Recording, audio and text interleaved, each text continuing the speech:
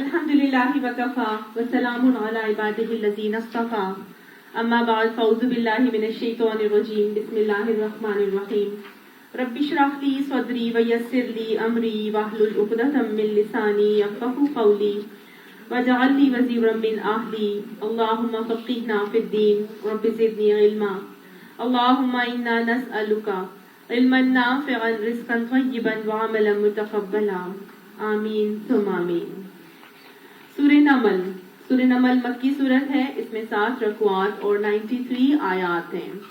ये मक्का के मुतवस्सित दौर में नाजिल होने वाली सूरत है। सूरह शोरा, सूरह नमल और सूरह क़सस ये आगे पीछे इनकी तरतीब भी है कुरान पाक में, और ये नाजिल भी इसी तरह से आगे पीछे हुई हैं। ठीक है, तो ये जो मक्की दौर की मुतवस्सित दौर वाली सूरत है, इसमें इसका नाम नमल किस हवाले से है, क्योंकि नमल कहते हैं चूंटी को।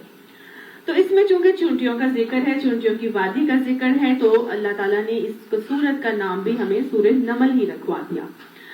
फिर क्या है कि ये सूरत बेसिकली 2 खुतबों पर मुश्तमिल है। इसमें पहला खुतबा जो है वो शुरू से लेकर 4थे रुकू तक है, और दूसरा खुतबा जो है 4थे रुकू से आखिर तक है। इसके दोनों खुतबों में हमें 2 तरह की बातें मिलती हैं। ये चूंकि मक्की सूरत है, तो लिहाजा अल्लाह ताला इन मक्की सूरतों में अकाइद का रसूख करते हैं। अकीदा तौहीद, अकीदा रिसालत और अकीदा आखिरत को रासिख किया जाता है। लेकिन जो शुरू की पहली खुतबा है, उसके अंदर अल्लाह सुब्हाना ताला ने 3 तरह के लोगों का जिक्र किया, जिसमें 2 तरह के कौमें हैं बेसिकली, और उसमें अल्लाह ताला हमें कुछ वाक़यात और हालात बता के ये बताएंगे कि कौन सी ऐसे रवैये होते हैं कि जिनकी वजह से इंसान को हिदायत नसीब होती है, और कौन से ऐसे रवैये होते हैं कि जिनकी वजह से इंसान हिदायत से महरूम रह जाता है। ये जिन लोगों का तज़किरा अल्लाह ताला ने इसमें किया है, वो 3 तरह के लोग हैं।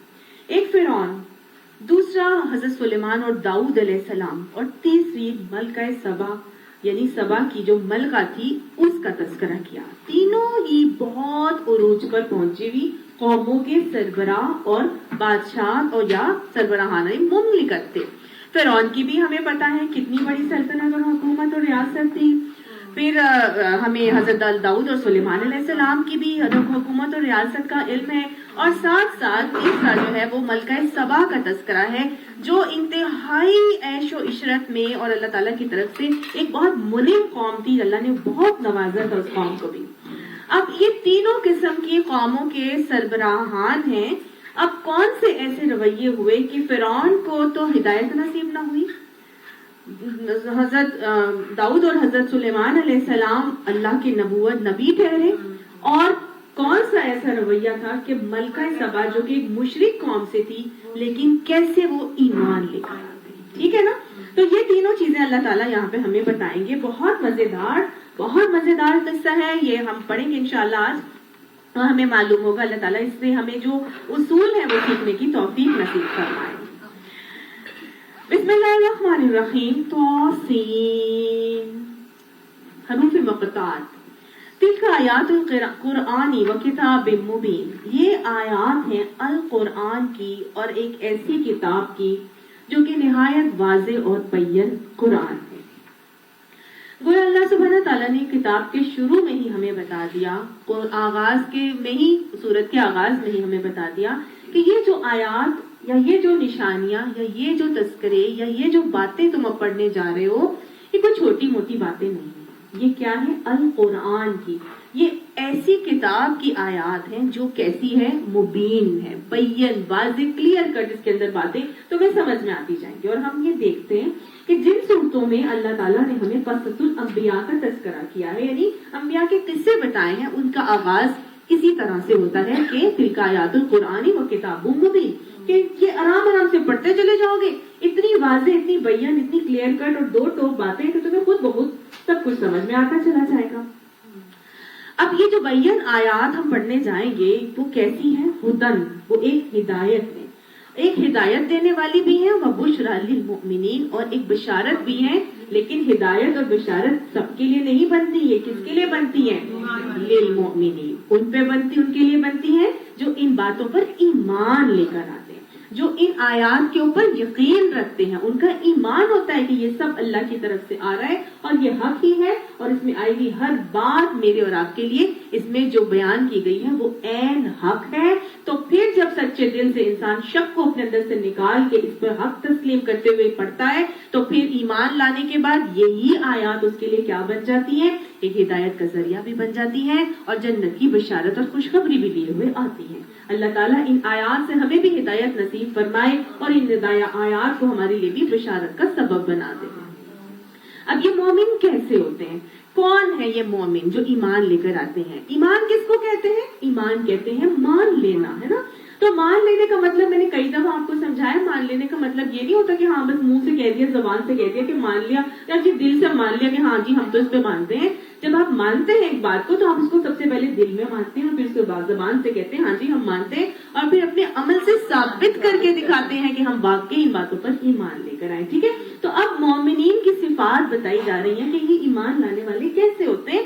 الذین، یہ وہ لوگ ہوتے ہیں یقیمون الصلاۃ، سب سے پہلے یہ ایمان لانے کے بعد کیا کرتے ہیں؟ نمازوں کو قائم کرتے ہیں. اب یہاں پہ یہ نہیں کہا کہ یصلون الصلاۃ، تو وہ نمازوں کو پڑھتے ہیں. کیا کہا ہے؟ نمازوں کو قائم کرتے ہیں. قائم کرنے کا مفہوم تو بہت لمبا ہے کہ نہ صرف خود پڑھتے ہیں بلکہ اپنے ماتحتوں کو بھی پڑھاتے ہیں. نہ صرف خود اللہ تعالیٰ سے جو وعدے معاہدے کیے ہوتے ہیں بلکہ اس کے اوپر نماز میں تو وعدے کرتے ہی ہیں، اس کے بعد کیا ہوتا ہے؟ ان وعدوں پر قائم رہتے ہیں. گویا جو بات کہتے ہیں ان باتوں کو عمل کر کے دکھاتے ہیں. بہت لمبا مفہوم ہے، میں بہت ڈیٹیل میں نہیں جا رہی قائم کرنے کے حوالے سے، لیکن یہ کہ جو وعدے معاہدے اللہ تعالیٰ سے کیے ہیں وہ اس پہ خود بھی پابند رہتے ہیں اور ساتھ ساتھ دوسروں کی نمازوں کی فکر بھی کرتے ہیں اور نمازوں کو قائم کرنا چاہتے ہیں. اور پھر کیا کرتے ہیں؟ صرف نمازوں کو قائم نہیں کرتے، پھر کیا کرتے ہیں؟ وَيُؤْتُونَ الزَّكَاةَ، اپنی جانوں اور اپنے مالوں دونوں سے جنت کے سودے کرتے ہیں نا. جب جانوں سے تو وہ نماز پڑھ رہے تھے لیکن مالوں سے جنت کے سودے کرتے ہیں، وہ زکوٰۃ ادا کرتے ہیں. یعنی کہ زکوٰۃ بھی اللہ تعالیٰ کے راہ میں ادا کیوں کرتے ہیں؟ وَهُمْ بِالْآخِرَةِ هُمْ يُوقِنُونَ، اس لیے کہ ان کا آخرت کا عقیدہ بڑا اسٹرانگ ہوتا ہے. ٹھیک ہے نا. تو عقیدہ پہلے بھی ہم نے پڑھا، پچھلی جو ہم نے سورتیں پڑھی اس میں ہم نے کیا پڑھا تھا؟ 3 چیزیں ضروری ہے نا اللہ تعالیٰ کی اطاعت کرنے کے لیے. ایک تو اللہ کا خوف، پھر اللہ کی محبت، اور پھر تیسرا عقیدہ آخرت کا رسوخ. جب آخرت راسخ ہوتی ہے تو پھر اللہ کی ناراضگی سے بچنے کے لیے انسان سارے اعمال کرتا ہے. ٹھیک ہے نا. تو وہ ہی ان کا عمل ہوتا ہے کہ وہ آخرت پہ چونکہ پختہ یقین رکھتے ہیں لہٰذا اپنی جانوں اور مالوں سے جنت کے سودے کرتے ہیں. ان الذین لا یؤمنون بالآخرۃ، ان کے علاوہ جو وہ لوگ ہیں، بے شک وہ لوگ جو ایمان نہیں رکھتے آخرت پر، زینا لہم اعمالہم فہم یعمہون، تو ان کے لیے شیطان نے ان کے اعمال مزین کر دیے اور وہ بھٹکتے رہتے. ٹھیک ہے. تو جن لوگوں کا آخرت کا عقیدہ اسٹرانگ نہیں ہوتا وہ دنیا ہی کی زندگی میں محو اور مگن ہو جاتے ہیں اور دنیا میں ہی سرگرداں رہتے ہیں، بھٹکتے پھرتے ہیں، دنیا کمانے کے چکر میں پڑے رہتے ہیں. ان کا آخرت پہ کوئی یقین نہیں ہے. 4 دنوں کی زندگی ہے، کھا لو پی لو موج اڑا لو، بس اسی میں سرگرداں رہتے ہیں. لہٰذا جب آخرت کا عقیدہ اسٹرانگ نہیں ہوتا تو دنیا ہی کو مزین کر کے شیطان دکھا دیتا ہے اور شیطان کی چالوں میں پھنستے ہوئے انسان دنیا ہی کے چکر میں پڑ جاتا ہے. ایسے لوگوں کے لیے اللہ تعالیٰ فرما رہا ہے اولئک الذین لہم سوء العذاب، ان کے لیے یہ وہ لوگ ہیں کہ جن کے لیے بہت ہی برا عذاب ہے. وَهُمْ فِي الْآخِرَةِ هُمُ الْأَخْسَرُونَ، دنیا میں تو ان کو عذاب دیا ہی جائے گا لیکن آخرت میں بھی اخسرون، بدترین خسارہ پانے والے وہ لوگ ہو جائیں گے. اللہم اللہ تجعلنا منہم، اللہ ہمیں ان لوگوں میں شامل ہونے سے محفوظ فرما لے. اللہ ہمارا آخرت کا عقیدہ بھی اسٹرانگ کر دے اور اللہ اس کے مطابق ہمیں دنیا میں عمل کرنے کی توفیق عطا فرما اور اللہ ایسے عمل کرنے کی توفیق عطا فرما جو تجھے راضی کرنے والے ہوں. اللہ آخرت کے خسارے سے ہم سب کو محفوظ فرما لے. اور اے محمد صلی اللہ علیہ وآلہ وسلم وَإِنَّكَ لَتُلَقَّ الْقُرْآنَ، جو یہ قرآن تم پڑھ رہے ہو، من لدن حکیم علیم، ایک نہایت ہی علیم ہستی کی طرف سے پا رہے ہو. یعنی یہ بتا دیا اللہ تعالیٰ نے کہ یہ جو قرآن تم پڑھ رہے ہو یہ کوئی چھوٹی موٹی کتاب نہیں ہے، یہ نہایت علم والا ایک ہے اس دنیا کے اندر. کون ہے وہ علم والا؟ جس کو اللہ تعالیٰ علیم کہہ رہا ہے، اپنے آپ کو اللہ تعالیٰ علیم فرما رہا ہے. اللہ کے علم کی مثال کیسی ہے؟ حضرت موسیٰ علیہ السلام کو حضرت خضر نے بتائی تھی نا کہ اللہ کے علم کی مثال ایسی، اے موسیٰ تیرے اور میرے علم کی مثال اللہ کے علم کے مقابلے میں ایسی ہے کہ جیسے یہ سمندر کے مقابلے میں وہ پانی جو اس چڑیا کی چونچ کے اندر ہے. تو گویا میرا اور تیرا علم جو کہ حضرت موسیٰ علیہ السلام کو اللہ تعالیٰ نے کہا تھا تم سے بھی زیادہ علم والا ایک شخص ہے، جاؤ اس کے پاس جا کے علم حاصل کرو. تو اور حضرت موسیٰ نے کسی شخص کو کہہ دیا تھا کہ اس دنیا میں سب سے زیادہ علم کس کے پاس ہے، تو حضرت موسیٰ نے کہا تھا میرے پاس. اور حضرت موسیٰ کو وہ کہہ رہے ہیں کہ تمہارے اور میرے علم کے جو ہے وہ مثال اللہ کے علم کے مقابلے میں کیسی ہے. تو گویا اللہ کا اور اللہ نے یہ علم اتنا زیادہ نبی صلی اللہ علیہ وسلم کو بھی عطا فرمایا، لیکن پھر بھی اللہ تعالیٰ نے حضور صلی اللہ علیہ وسلم کو علم میں اضافے کی دعا سکھائی، ربی زدنی علما، کہ مانگا کرو کہ اللہ تو میرے علم میں اضافہ فرما دے. تو اللہ علیم رب کا علم پھر کتنا ہوگا یہ وہی جانتا ہے. اللہ تو اپنے علم کا ایک چھوٹا سا حصہ ہمیں بھی عطا فرما، اور اللہ اس علم کے اوپر عمل کی توفیق بھی ہمیں نصیب فرما دے. اس قول موسیٰ، اب اے نبی صلی اللہ علیہ وسلم انہیں اس وقت کا قصہ سناؤ. اب بتایا جا رہا ہے موسیٰ علیہ السلام اور فرعون کا تذکرہ یہاں پہ بتایا جائے گا کہ جب موسیٰ نے اپنے گھر والوں سے کہا تھا کہ مجھے ایک آگ سی نظر آئی ہے، میں تو بھی وہاں سے جا کے کوئی خبر لے کر آتا ہوں یا کوئی انگارہ چن لاتا ہوں تاکہ تم لوگ گرم ہو سکو. یہ کس وقت کا ذکر ہے؟ آپ سب کو یاد ہوگا، آپ لوگ بتائیں. Very good. کون اور بتائے گا؟ Very good. جب یہ حضرت شعیب علیہ السلام کے پاس 10 سال گزار کے مدین سے واپس آ رہے تھے مصر کی طرف، تو اپنے اہل و عیال کو لے کر وہ واپس آ رہے ہیں. صحرا کا سفر ہے، رات کا وقت ہے، جاڑے کے موسم ہے، سردی ہے، اور راستے کا تعین نہیں ہے. ٹھیک ہے، معلوم نہیں ہے کہ میں کس راستے پہ جا رہا ہوں. اس قال موسیٰ لأہلہ، اپنے اہل گھر والوں کو کہا تھا، یا یہ نہیں کہا جا رہا کہ زوجی ہی، انہوں نے اپنی زوج کو کہا. گویا حضرت موسیٰ علیہ السلام کے ساتھ ان کے گھر والے تھے، ان کی زوجہ بھی تھی، اور ہو سکتا ہے کوئی ملازم وغیرہ بھی، اور ہو سکتا ہے ان کے کوئی بچے بھی ساتھ ہوں. ٹھیک ہے نا، اہلہ کا مطلب یہ ہے کہ ان کے گھر والے ہوں. بچہ ہونے والا تھا نا، کہتے ہیں نا، یہ بات کہی جاتی ہے کہ وہ پریگننٹ تھی اور ان کا بچہ ہونے والا، ہو سکتا ہے اور بھی بچے ہوں. اب یہ اس کا تذکرہ نہیں ہے یہاں پر، لیکن اہلہ بتا رہا ہے کہ ان کے گھر فیملی تھی ساتھ. ٹھیک ہے، انہوں نے کیا کہا کہ مجھے ایک آگ نظر آئی ہے، اور مجھے ایک آگ تو نظر آئی ہے، میں وہاں سے جا کے کیا کرتا ہوں، یا تو کوئی خبر لے کے آتا ہوں یا کوئی انگارہ چن کر لاتا ہوں تاکہ تم لوگ گرم ہو سکو. سمجھ میں یہ آ رہا ہے کہ اپنے گھر والوں کے لیے کمفرٹ کا انتظام کرنا، اپنے گھر والوں کے لیے راستے کی ہدایت لے کے آنا، راستے کا تعین کروانا، یا مختلف قسم کے معاملات کی ڈیلنگز. گھر کے باہر کے کام کس کی ذمہ داری ہے؟ مرد کی ذمہ داری ہے، یہ عورت کی ذمہ داری نہیں ہے. ویسے بھی حدیث میں آتا ہے سید القوم خادمہم، قوم کا سردار قوم کا خادم ہوتا ہے. تو اللہ تعالیٰ نے مردوں کو اپنے گھرانے کا کیا بنایا؟ الرجال قوامون علی النساء. اللہ تعالیٰ نے مردوں کو قوام بنایا عورتوں کے اوپر. اپنے گھر کے سربراہ کی حیثیت سے اس کا اب یہ فرض بنتا ہے کہ وہ گھر کے باہر کے سارے کام یا گھر والوں کی کمفرٹ کے پرووائڈ کرنا، ان کے لیے انگارہ لے کے آ رہے تھے نا تاکہ وہ آگ تاپ سکیں، تاکہ وہ گرمی حاصل کر سکیں، ساتھ ساتھ ان کے لیے راستے کی آگاہی حاصل کر سکیں. تو یہ سارے کام کون کر رہا ہے؟ مرد کی ذمہ داری ہے. آج مردوں نے اپنی ذمہ داری کو چھوڑ کر کس کے سپرد کر دیا ہے؟ عورتوں کے سپرد کر دیا ہے. اور عورتیں خوب بھاگ کے جو ہے وہ گھر کے باہر کے کام کرتی بھی ہیں اور خوشی سے کرتی نظر آتی ہیں، اور بعد میں پھر وہ گوڈے گٹے پکڑ کے بیٹھی بھی ہوتی ہیں کہ اب ہم سے نہیں ہوتا یہ، ہے نا. تو اللہ تعالیٰ نے یہ ذمہ داری مرد کی لگائی ہے، عورت کی نہیں لگائی. فطرت کو جب بدلیں گے نا تو ہماری خود ہی ہم اپنی فطرت کو خراب کر کے اپنی جسم کو بھی نقصان پہنچائیں گے اور اپنے گھروں کو بھی نقصان پہنچائیں گے. باہر کے ساری ذمہ داری حضرت موسیٰ علیہ السلام نے اب نبھانے کے لیے خود گئے. اپنے بچوں کو بھی نہیں کہا کہ بھئی جا کے تم لے کے آ جاؤ، اپنے ملازم کو بھی نہیں کہا، اور خود جا کے یہ سارا کام کر کے آ رہے. وہاں جو پہنچا تو ندا آئی. اب یہ وہ وقت ہے جب اللہ تعالیٰ نے حضرت موسیٰ علیہ السلام کو نبوت کے لیے منتخب کر لیا. ٹھیک ہے، ندا کیا آئی کہ مبارک ہے وہ جو اس آگ میں ہے اور جو اس کے ماحول میں ہے.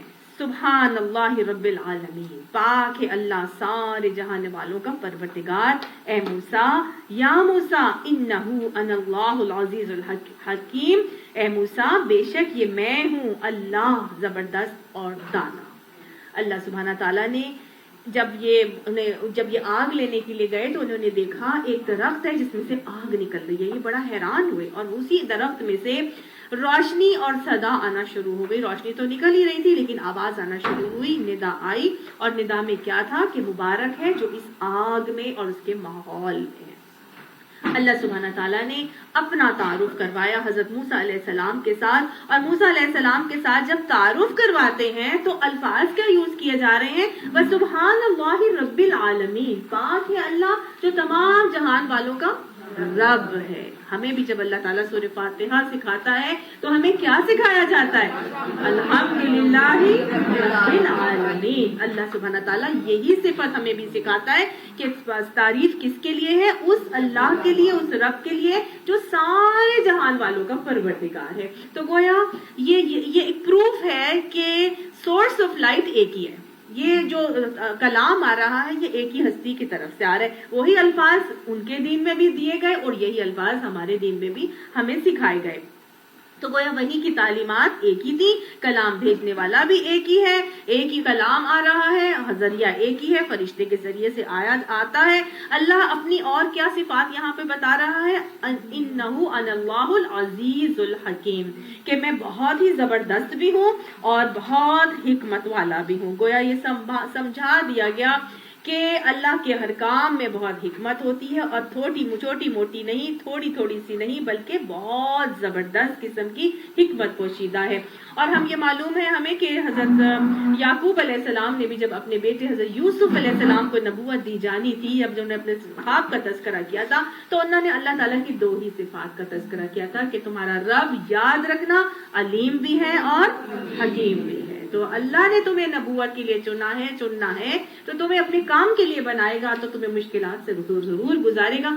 سمجھ لینا کہ اللہ کے ہر فیصلے میں تمہارے لیے کوئی نہ کوئی حکمت پوشیدہ ہوگی. یہاں حضرت موسیٰ علیہ السلام کو بھی اسی چیز کے لیے ٹرین کر دیا گیا. ٹھیک ہے, تو رب کی یہ صفت اگر ہمارے اندر راسخ ہوگی تو جتنی مشکلیں ہم پر پڑتی چلی جائیں گی ہمیں معلوم ہوگا کہ تندی باد مخالف سے نہ گھبرائیو, یہ تو چلتی ہے تجھے اونچا اڑانے کے لیے. تو گویا اللہ تعالیٰ نے ہمیں کسی کام کا بنانا ہے, کسی مقصد کے لیے چننا ہے, لہٰذا وہ مجھے مشکلات میں ڈال رہا ہے, کوئی بات نہیں, میں نے اپنے درجات بلند کرنے ہی کرنے ہیں. اب اللہ تعالیٰ نے اپنی صفات کا تذکرہ کر کے ان کے اندر اپنی صفات راسخ کی اور پھر ان سے کوئی بات پوچھی. جب کلام ہو رہا ہے, ہم بہت ڈیٹیل سے کر چکے ہیں سورہ طٰہٰ میں, لہٰذا اس کو میں بہت جو بات یہاں سیکھنے کی ہے میں اسی آپ کو وہ بتاؤں گی. اللہ تعالیٰ نے پھر ان سے پوچھا تھا کہ یہ تیرے ہاتھ میں کیا ہے, تو لاٹھی کے بادشاہ کے بارے میں, تو انہوں نے کہہ دیا تھا یہ میرا عصا ہے اور میں اس سے پتے بھی جھاڑتا ہوں اور بکریاں بھی چراتا ہوں اور بھی بہت سارے کام کرتا ہوں. تو اللہ تعالیٰ نے فوراً سے کیا کہا, پھینک تو ذرا اپنی لاٹھی, یعنی تو اتنی مفید چیز سمجھ رہا ہے تو اس کو پھینک دے. اور جو ہی کہ موسیٰ نے دیکھا, موسیٰ علیہ السلام کی اللہ تعالیٰ نے اصل میں ٹریننگ کرنی تھی سمعنا و اطعنا کی, کہ سنا اور اطاعت کرنی. وَإِذْ قَالَ لَهُ رَبُّهُ أَسْلِمْ قَالَ أَسْلَمْتُ لِرَبِّ الْعَالَمِينَ. جب اللہ نے کہا فرما بردار ہو جائے تو انہوں نے کیا کہا, میں اپنے رب کے لیے فرما بردار ہو گیا. ٹھیک ہے, تو یہاں حضرت موسیٰ علیہ السلام کو اللہ تعالیٰ نے یہ ٹرین کرنا تھا کہ وہ چیزیں جن کو تم بہت زیادہ مفید سمجھتے ہو, فائدہ مند سمجھتے ہو, میرا حکم آتا ہے کہ اس کو چھوڑ دو, اس کو پھینک دو, تو تمہیں کیا کرنا ہے, پھینک دینا ہے. حضرت موسیٰ علیہ السلام نے وہی کیا, اسلمت لرب العالمین کا معاملہ. تو موسیٰ نے جو ہی کہ دیکھا کہ لاٹھی سانپ کی طرح بل کھا رہی ہے, یعنی ان کو معلوم ہوا کہ یہ چیز جو میں مفید سمجھ رہا تھا یہ میرے لیے کیا تھی, غیر مفید تھی, بلکہ ڈینجرس تھی, یہ تو میری نقصان دہ تھی. تو پھر پیٹ پھیر کر بھاگا اور پیچھے مڑ کر بھی نہ دیکھا. گویا یہ سمجھ میں آ رہا ہے کہ سانپ سے ڈر گئے, اور ڈرنا ایک فطری بشری تقاضا ہے. تو انبیاء کیا ہوتے ہیں, بشر. یہ خوف, یہ خوشی, یہ غمی, یہ بیماری, یہ سب ان کو لاحق ہوتی تھی, یہ تکلیفیں بھی آتی تھی, خوشیاں بھی ان کو ملتی تھی. گویا وہ بشر ہوتے ہیں, انبیاء بشر ہوتے ہیں, اور وہ جو بھاگے تھے ڈر کر تو وہ خوف کی وجہ سے, اور یہ ایک طبعی خوف تھا جو ہر کسی کو ہو جاتا ہے. ٹھیک ہے نا. اب وہ پیچھے مڑ کر بھی نہ دیکھا, تو اب اللہ تعالیٰ نے اب دیکھا کہ ایک میرا بندہ تو ڈر کے بھاگ رہا ہے, تو اللہ تعالیٰ نے پیار سے ان کو مخاطب کر کے کہا, اے موسیٰ ڈرو نہیں, میرے حضور رسول ڈرا نہیں کرتے, الا یہ کہ کسی نے قصور کیا ہو. ٹھیک ہے, تو نبی بھی اللہ سے ڈرنے کا مجاز کب ہوتا ہے, جب اس سے قصور سرزد ہوا ہو. اور ہم سارے دن قصور کرتے چلے جاتے ہیں اور اب اللہ تعالیٰ سے ڈرتے نہیں, ہے نا. اللہ تعالیٰ فرما رہے ہیں کہ جب کسی سے قصور ہوتا ہے تو تب وہ نبی مجھ سے ڈرتا ہے. انبیاء سے بھی قصور ہوتے ہیں کیا, انبیاء سے بھی کیا قصور ہوتے ہیں؟ کچھ لوگ کہتے ہیں کہ انبیاء تو معصوم عن الخطا ہوتے ہیں، ان سے تو کوئی قصور نہیں ہوتا۔ اللہ تعالیٰ فرما رہے ہیں کہ اگر انہوں نے کوئی قصور کیا ہو تب وہ ڈرتے ہیں۔ آپ کو میں بتاؤں، یہ بہت ہی صحیح حدیث، اور اس میں آپ صلی اللہ علیہ وسلم نے باقاعدہ طور پر بتایا، مفہوم بتا رہی ہوں، بہت لمبی حدیث ہے جس سے ہمیں معلوم ہوتا ہے کہ آپ صلی اللہ علیہ وسلم نے جیسے ہمیں بتایا، قیامت جب قائم ہوگی اور سورج سوا نیزے پر ہوگا تو سب اس کی گرمی سے انتہا سے زیادہ حشر کے دن پریشان ہوں گے کہ سب مل کر جو ہے وہ جائیں گے اور جا کے حضرت آدم علیہ السلام سے کہیں گے آپ جائیں، آپ پہلے انسان ہیں، آپ جا کے اللہ تعالیٰ سے جو ہے وہ سفارش کریں کہ حساب کتاب شروع ہو۔ حضرت آدم علیہ السلام آگے سے کہہ دیں گے نہیں بھائی مجھے تو ڈر لگتا ہے، میں نے وہ جو درخت کھا لیا تھا نا پھل، میرے سے وہ غلطی ہو گئی تھی، لہٰذا میں اللہ تعالیٰ سے ڈرتا ہوں، میں تو نہیں کہہ سکتا، جاؤ تم اور کسی سے سفارش کرو۔ پھر وہ حضرت نوح علیہ السلام کے پاس جائیں گے، حضرت نوح علیہ السلام کے پاس جا کے کہیں گے جائیں آپ اللہ تعالیٰ سے سفارش کریں کہ حساب کتاب شروع ہو، تو وہ آگے سے کیا کہیں گے؟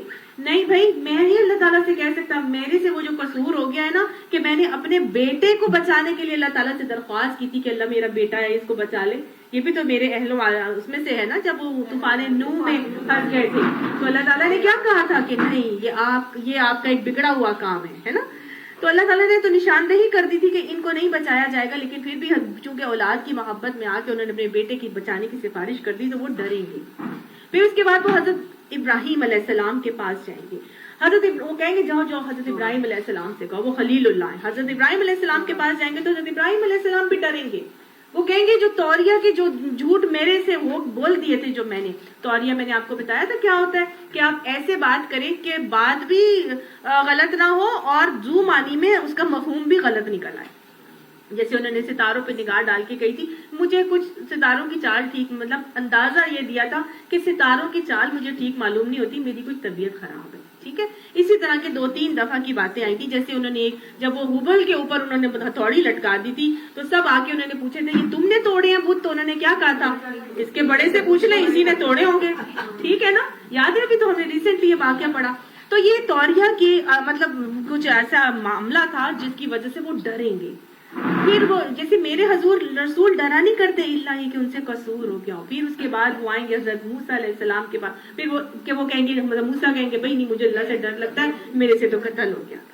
پھر اس کے بعد حضرت عیسیٰ علیہ السلام کے پاس آئیں گے، ٹھیک ہے، پھر عیسیٰ علیہ السلام ان کو کہیں گے جاؤ رسول اللہ صلی اللہ علیہ وسلم وہ بیٹھے ان سے کہو وہ تمہاری سفارش کریں گے۔ پھر رسول اللہ صلی اللہ علیہ وسلم کے پاس امت جائے گی، حضور صلی اللہ علیہ وسلم کی سفارش سے پھر کیا ہوگا؟ حساب کتاب شروع ہوگا۔ تو رسول بھی اپنے ان چھوٹے چھوٹے سے جو ان سے غلطیاں کمیاں کوتاہیاں ہوئی، لیکن انہوں نے ان کے اوپر بھی اللہ تعالیٰ سے کیا کیا؟ معافی طلب کر لی تھی۔ ہمیں معلوم ہے کہ فوراً رجوع کر کے اللہ تعالیٰ سے استغفار کر چکے، لیکن پھر بھی وہ ڈر رہے ہیں۔ تو یہ ہے ہمیں بھی کتنا سوچنے کی ضرورت ہے نا کہ ہم سے زندگی میں کتنے غلط اعمال ہو جاتے رہے، سارے دن ہم سے ہوتے جا رہے ہیں، لیکن پھر بھی ہمیں کوئی ڈر نہ کوئی خوف ہے کہ اللہ تعالیٰ کے حضور ہم کیا کہیں گے۔ یقین مانیے اللہ تعالیٰ انہی کے لیے غفور اور رحیم ہوگا جنہوں نے اپنے اعمال پر گناہوں پر دنیا میں بخشش طلب کی ہوگی۔ جو بغیر طلب کیے بخشش طلب کیے بغیر مر گئے ہوں گے وہ بھی جہنم میں اپنی سزا ضرور جو ہے وہ بھگتیں گے۔ پھر اگر برائی کے بعد اس نے بھلائی سے اپنے فعل کو بدل دیا تو میں معاف کرنے والا اور مہربان ہوں، ٹھیک ہے۔ برائی سے بھلائی کو کیسے بدلا جائے گا؟ کوئی غلطی ہو جائے تو پھر نیک اعمال کرو۔ ایک شخص نے کہا رسول اللہ صلی اللہ علیہ وسلم سے کہ یا رسول اللہ میں نے ایک راہ چلتی ایک عورت کو بوسہ لے لیا، تو اب آپ بتائیں میں کیا کروں، مجھ پر حد جاری ہوگی؟ تو آپ صلی اللہ علیہ وسلم نے اس کو کہا کہ جاؤ تمہاری ماں زندہ ہے۔ اس نے کہا جی۔ آپ نے فرمایا جاؤ اور اپنی والدہ کی جو ہے وہ خدمت کرو۔ تو گویا برائی ہو گئی تو اس کو برائیوں سے بدل دو، صحیح۔ جب آپ نیکیاں کرتے چلے جاتے ہیں تو برے عمل کی خود بخود اللہ تعالیٰ اس کو جھاڑتا چلا جاتا ہے۔ آپ ہاتھ میں لاتے ہیں تو ہاتھ جتنی دیر مسافہ کرتے ہیں آپ کے گناہ جھڑتے رہتے ہیں۔ والدین کے پاس بیٹھ کے جتنی دیر محبت پیار کی باتیں کریں گے، جتنی دیر بیٹھے رہیں گے اتنی دیر آپ کے گناہ جھڑتے رہیں گے۔ ایک نماز سے دوسری نماز تک کے گناہ جھڑتے رہتے ہیں۔ اس کے بعد وضو کرتے ہیں تو آپ کے اعضاء کے گناہ جھڑتے ہیں۔ تو اللہ تعالیٰ جو کیا کرتا ہے، نیک عمل کرنے سے پرانے جو گناہ ہو گئے ان کو اللہ تعالیٰ کیا کرتا ہے، جھاڑتا رہتا ہے۔ اور توبہ کی قبولیت کا ایک بہت بڑا خوبصورت انداز بھی یہ ہے کہ اللہ تعالیٰ نیکیوں کی توفیق دے دیتا ہے، ٹھیک ہے نا۔ تو کیا ہے جو اس نے بھلائی سے بدل لیا تو پھر میں معاف کرنے والا مہربان ہوں۔ हूँ, गोया अल्लाह ताला ने माफ कर दिया। भलाई से बदलना बहुत जरूरी है। फिर अपना हाथ जरा अपने गिरेबान में तो डालो, चमकता हुआ निकलेगा बगैर किसी तकलीफ के। अब अल्लाह सुब्हाना ताला ने उनकी जब ट्रेनिंग कर दी और उनको समझा दिया कि भाई तुम्हारा जो है तुम्हें मैंने इस्लामुल रब्बिल आलमीन जो कहूंगा वो करना है, जो कहूंगा नहीं करना, जिसको कहूंगा छोड़ दो छोड़ देना, लेकिन अब एक काम करो, अब तुम्हारे ऊपर मैंने एक बहुत बड़ा बोझ डालना है, नबूवत की जिम्मेदारी देने लगा हूं, लिहाजा तुम अब एक काम करो, अपना हाथ जो है अपने गिरेबान में डालो और निकालो, तो देखो ये चमकता हुआ निकलेगा बगैर किसी तकलीफ के। अल्लाह ताला ने दो निशानियां दी, ठीक है, एक तो वो असा को सांप बनाना और दूसरा ये हाथ जो था इसको यद्दे बैजा कहते हैं, और जब ये अपने गिरेबान में डाल के निकालते थे तो ये चमकदार हो जाता था बगैर किसी तकलीफ का। मतलब है मिन गैरि सूइन, यानी कि कोई बीमारी नहीं होगी। जैसे कोई बीमारी हो जाती है तो इंसान का जो है वो बिल्कुल वाइट हो जाता है, कोई चीज या खराब हो जाती है या गल जाती है, ऐसा नहीं होगा। बीमारी शिमारी उसको कोई नहीं होगी, ये अल्लाह की तरफ से एक मौजज़ा है। अल्लाह ने आगे फरमाया फी तिस्ई आयातिन इला फिरऔन व कौमिही, ये 9 निशानियों में से 2 निशानियां हैं तुम्हारे लिए कि तुम फिरौन की तरफ, उसकी कौम की तरफ ले जाने के लिए। इन्नहुम कानू कौमन फासिकीन, वो बड़े ही फासिक लोग हैं। तो लिहाजा मैं तुम्हें 2 निशानियां दे रहा हूँ, 9 निशानियां देनी है। अब 9 निशानियों में से ये 2 निशानियां अल्लाह ताला ने परमानेंट मौजज़ों की सूरत में दी, और जो बाकी की 7 थी वो टेम्परेरी थी और वो बार बार आती रही। अब वो 7 निशानियां कौन सी थी? एक तो कहत आ गया, फिर बारिशें होना शुरू हो गई, फिर इतनी बारिशें हुई कि फिर उसके बाद टिड्डियां आ गई, फिर सुसरियां आ गई, फिर उसके बाद मेंढक आ गए, फिर वो खून आने लगा, ठीक है ना, वो खून होने लगा। फिर एक जो 9वीं निशानी है उसके बारे में कहा जाता है कि उनके अंदर ताउन की वबा फूटी थी, या ये कहा जाता है कि अल्लाह ताला ने लोहे और सिले जो है वो हाथों से कंधा करवा, मतलब खुद से लिखकर अल्लाह ताला ने उनको निशानी के तौर पर दी थी। तो इतनी सारी वाज़े निशानियों के बाद भी जो है वो ये फासिक और बदकिरदार कौमें जो ये थी, कप्तियों की कौम थी, फिरौन की कौम, ये ईमान नहीं लेकर आई थी। मगर जब हमारी, अल्लाह ताला फरमाते, मगर जब हमारी खुली खुली निशानियां उन लोगों के सामने आई, अल्लाह ताला ने ये 9 निशानियां पूरी कर दी उनके साथ। खुली खुली वाज़े निशानियां थी, अल्लाह को पहचान जाते थे, हर निशानी के बाद जाते मूसा अलैहिस्सलाम से कहते आप अपने रब से दुआ करें कि ये मुसीबत हमारे ऊपर से खत्म हो, और फिर वो खत्म हो जाए, हम ईमान ले आएंगे। लेकिन वो जब खत्म होती मुसीबत, वो फिर भी ईमान नहीं लेकर आते। कोई अल्लाह को पहचान गए थे, अल्लाह की निशानियों को जान गए थे, लेकिन हठधर्मी, जिद, डिटाई, अनापरस्ती, तकब्बुर, उनके हुब्बे दुनिया उनके आड़े आ गई थी, और वो अपने टस से मस नहीं होना चाह रहे थे। अल्लाह ताला फरमाते हैं जब निशानियां उनके सामने आई तो उन्होंने कहा ये तो खुला हुआ जादू है। वो कहने लगे कि तो जादू हो रहा है। उन्होंने सरासर जुल्म और गुरूर की राह से इन निशानियों का इनकार कर दिया। किस तरह इनकार किया था? सरासर जुल्म और गुरूर की राह से। तो गोया अल्लाह ताला ने यहाँ हमें बता दिया कि तकब्बुर किसको कहते हैं, बतरुल हक व गमतन नास। ठीक है, जुल्म करने में गमतन नास करेंगे तो जुल्म कर रहे हैं आप इंसानों के ऊपर, और बतरुल हक क्या है कि हक को झूठलाना। अपने गुरूर, अपने तकब्बुर की वजह से, घुमंड की वजह से वो हक को झूठलाते चले गए, और उन्होंने बतौर हक भी किया, गमतन नास भी किया, अल्लाह की निशानियों से का इनकार किया, हालांकि दिल इनके कायल हो चुके थे। अब देख लो कि इन मुफसिदों का कैसा अंजाम हुआ। कैसा अंजाम हुआ था फिर उनका? पूरी की पूरी कौम गर्क कर दी गई थी, और ना उनके, कुरान बताता है, ना उनके ऊपर आसमान रोया, ना जमीन रोई, और ना ही जमीन पर कोई रोने वाला बसा कि वो उन पर रोता। हर चीज उनकी खत्म हो गई। अल्लाह ताला ने ऐसी फासिक और बदकिरदार कौम को, जो अल्लाह ताला की वाज़ेह निशानियां आने के बावजूद भी इनकार पर ही जमे रहे। और इनकार हक की वजूहात क्या है? बतरुल हक व गमतन नास, जुल्म और गुरूर का मामला उनका चल रहा था। और ये जुल्म और गुरूर क्यों चल रहा था, तकब्बुर क्यों था उनके अंदर? क्योंकि अंदर दुनिया की मोहब्बत थी।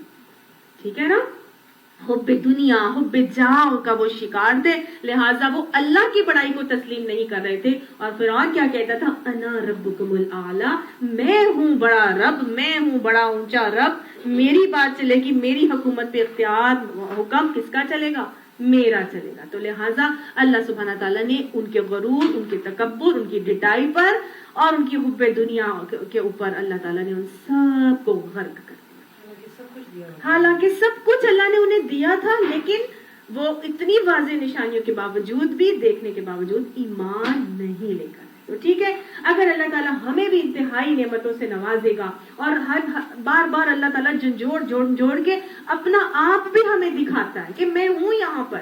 حضرت علی فرماتے تھے نا کہ میں نے اپنے ارادوں کے ٹوٹنے سے اپنے رب کو پہچانا. تو ہمارے بھی ارادے کئی دفعہ ٹوٹتے ہیں، ہمارے اختیار میں ہمیں لگتا ہے ہر چیز ہے، ہم یہ کر لیں گے، یہ ہو جائے گا، سب کچھ ہے، ہر چیز ہم کر سکتے ہیں، لیکن پھر کیا ہوتا ہے؟ کام نہیں ہو سکتا. تو گویا اللہ تعالیٰ ہمیں بار بار کیا کرتا ہے؟ جھنجھوڑتا ہے کہ دیکھو یہ میں ہوں یہاں پر، میں بھی تمہارے سے اوپر کوئی سپر پاور بیٹھی ہے، علیم ہستی بیٹھی ہے جس کو معلوم ہے، حکیم ہستی بیٹھی ہے جس کو حکمت بھرے فیصلے. تمہیں ان کی حکمتوں کو ایکسپٹ کرنا ہے، تمہیں اس کے علم کو ایکسپٹ کرنا ہے، تم نے اس کی باتوں کو مان کے چلنا ہے. ان نشانیوں کو جان لو کہ یہ جو اللہ تعالیٰ بیٹھا سب کچھ چلا رہا ہے نا، اس کا اختیار ہر چیز پر ہے، تمہارا اختیار نہیں ہے. تو دنیا میں اتنی نعمتوں کے باوجود بھی اگر ہمارا ضد اور ڈٹائی کا رویہ رہے گا فرعون کی طرح کا، تو نام ہمارا فرعون ہو یا نہ ہو، ہمارا حال بھی پھر وہی ہونے والا ہے. نعوذ باللہ. ٹھیک ہے. دوسرا رویہ اب اللہ تعالیٰ فرماتے ہیں دوسری طرف کیا کیا، وَلَقَدْ آتَيْنَا دَاوُودَ سُلَيْمَانَ عِلْمًا. اللہ تعالیٰ فرماتا ہے دوسری طرف ہم نے داؤد اور سلیمان علیہ السلام کو علم عطا فرمایا. اللہ تعالیٰ نے کیا حضرت داؤد اور سلیمان علیہ السلام کو صرف علم ہی دیا تھا؟ کیا دیا تھا؟ ہر چیز، نبوت دی تھی اور بادشاہت دی تھی. اللہ نے اتنی بڑی بادشاہت، ایسی بادشاہت جو کسی کو بھی اللہ تعالیٰ نے آج تک نہیں دی تھی. اللہ تعالیٰ نے ان کو لہن داؤدی دی تھی. حضرت داؤد علیہ السلام کو انتہائی خوبصورت آواز کہ جب وہ زبور گاتے تھے تو پہاڑ بھی ساتھ مسخر ہو جاتے، پرندے بھی ساتھ ہو جاتے، محو ہو جاتے، اور ہر کوئی ان کے ساتھ آپ کہیں کیا ہو جاتے، ہم آواز ہو جاتے، اور وہ انتہائی خوبصورت انداز میں اللہ تعالیٰ کی تعریف گاتے، گنگناتے. اور ساتھ ساتھ ان کو اللہ تعالیٰ نے لوہے کا فن اور ہنر دیا تھا کہ لوہے کو ان کے ہاتھوں پہ نرم کر دیا تھا. زرے بنانے کا علم اور فن اور ہنر دیا تھا کہ وہ اس لوہے کو نرم کر کے مولڈ کر کے اسلام کی سربلندی کے لیے، اس جنگوں کے لیے، جنگوں میں استعمال کرنے کے لیے زرہیں بنایا کرتے تھے. ٹھیک ہے. اللہ کی دی ہوئی نعمتوں کو اللہ کے دین کی اشاعت اور سربلندی کے لیے، اللہ کی دین کی حفاظت کے لیے استعمال کرتے تھے. یہ عملی شکر کا صحیح طریقہ. اللہ نے خوبصورت آواز دی تھی، اللہ ہی کی کلمے کو بلند کرنے کے لیے اس آواز کو استعمال کرتے تھے. ٹھیک ہے. تو یہ تو تھا داؤد علیہ السلام کا معاملہ. سلیمان علیہ السلام کو اللہ تعالیٰ نے کیا دیا تھا؟ Very good. ان کی تو ریاست پھر اتنی زیادہ وسیع ہو گئی تھی کہ اس میں چلنا پھرنا اتنا مشکل ہو گیا تھا کہ اللہ تعالیٰ نے پھر ہوا کو معاون بنا دیا، ہوا مسخر کر دی. وہ 1 ماہ کی مسافت پہ چلتی اور صبح صبح ایک وقت میں پہنچا دیتی. جو 1 مہینے میں سفر ہوتا تھا وہ 1 گھڑیوں میں وہ کر لیا کرتے تھے. اور پھر اللہ تعالیٰ نے کیا کیا، اتنی بڑی ریاست کو چلانے کے لیے بے شمار لشکر دیے، جنات کو تابع کیا، پھر شیاطین ان کا کام کرتے، پھر اس کے علاوہ پرندوں کو ان کے پاس تابع تھے. اللہ تعالیٰ نے ان کو پرندوں کی اور جانوروں کی بولیاں بھی سکھائی ان کو. ٹھیک ہے. یہ ساری چیزیں، اور ساتھ اللہ تعالیٰ نے ان کے ہاتھوں پر برانز تھی نا، ان کو تانبا، الوائز، میٹل، یہ ان کے ہاتھوں پہ مسخر تھے، اور یہ ان میٹل سے مختلف قسم کی چیزیں بناتے تھے. ٹھیک ہے. اتنی چیزیں، اور ساتھ ساتھ اللہ تعالیٰ نے ان کسی علوم کا تذکرہ نہیں کیا، کسی نعمتوں کا تذکرہ نہیں کیا. اللہ تعالیٰ نے کس نعمت کا تذکرہ کیا؟ آتینا داؤد و سلیمان علما. اس کو ہم نے کیا عطا کیا تھا؟ علم عطا فرمایا تھا. تو علم اللہ کے نظر میں وہ نعمت ہے جو سب سے عظیم نعمت ہے. رب زدنی علما، اللہم انفعنی بما علمتنی وعلمنی ما ینفعنی وزدنی علما. اللہ تو نے علم ہمیں دیا ہے، اس کو ہمارے لیے نفع بخش بنا دے، اور اللہ ہمیں وہ علم سکھا دے جو ہمارے لیے نفع بخش ہو اور ہمارے علم میں اضافہ فرما دے. تو علم اللہ تعالیٰ کی نظر میں سب سے عظیم نعمت ہے. اور پھر آتا ہے نا، اللہ تعالیٰ کسی کے ساتھ بھلائی کا ارادہ کرتا ہے تو پھر اس کو دین کا علم عطا فرماتا ہے. خیرکم من تعلم القرآن وعلمہ. تم میں سے پھر بہترین وہ ہو جاتا ہے جو قرآن کو سیکھتا ہے اور دوسرے کو سکھاتا ہے. اللہ میں ان لوگوں میں شامل فرمائے. تو اللہ تعالیٰ نے اس علم کی نعمت کا اور اس دولت کا ذکر کیا اور کہا کہ دیکھو میں نے داؤد اور سلیمان علیہ السلام کو علم عطا فرمایا تھا، اور جب میں نے ان کو اتنی نعمتوں سے مالا مال اور سرفراز کیا تھا تو وہ دونوں کا رویہ کیا تھا؟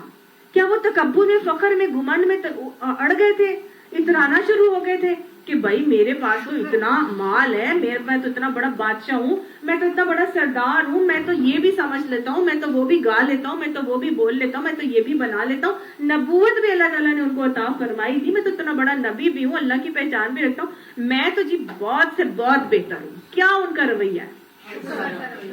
وہ کیا کہتے ہیں؟ وہ قالا، وہ دونوں کہتے ہیں الحمدللہ الذی، شکر کس ذات کا ہے؟ شکر ہے اس ذات کا، فضلنا علی کثیر من عبادہ المؤمنین، جس نے ہمیں اپنے بہت سے مومن بندوں پر فضیلت عطا فرمائی. گویا میرا کوئی کمال نہیں، اگر میں اتنا کچھ کر رہا ہوں یا میرے پاس اتنا فن اور ہنر اور علم ہے اور نعمتوں سے مالا مال ہوں، اس میں میرا کوئی کمال نہیں.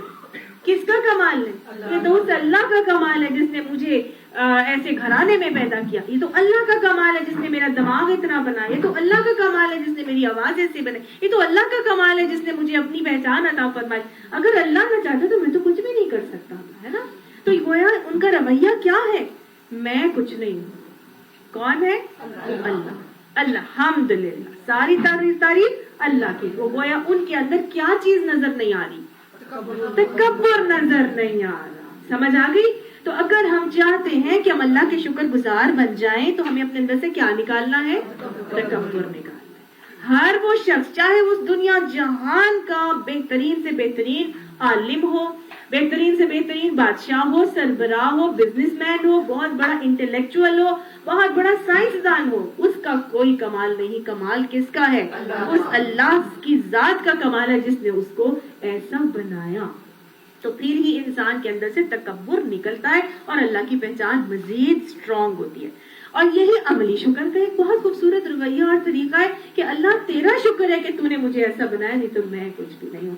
تو اب وہ کہہ رہے ہیں کہ اللہ تیرا شکر کہ تو نے ہمیں بہت سے مومن بندوں پر فضیلت عطا فرمائی. اور پھر داؤد علیہ السلام کا وارث سلیمان ہوا. اب یہ دوسری نعمت کا یہاں تذکرہ کیا جا رہا ہے.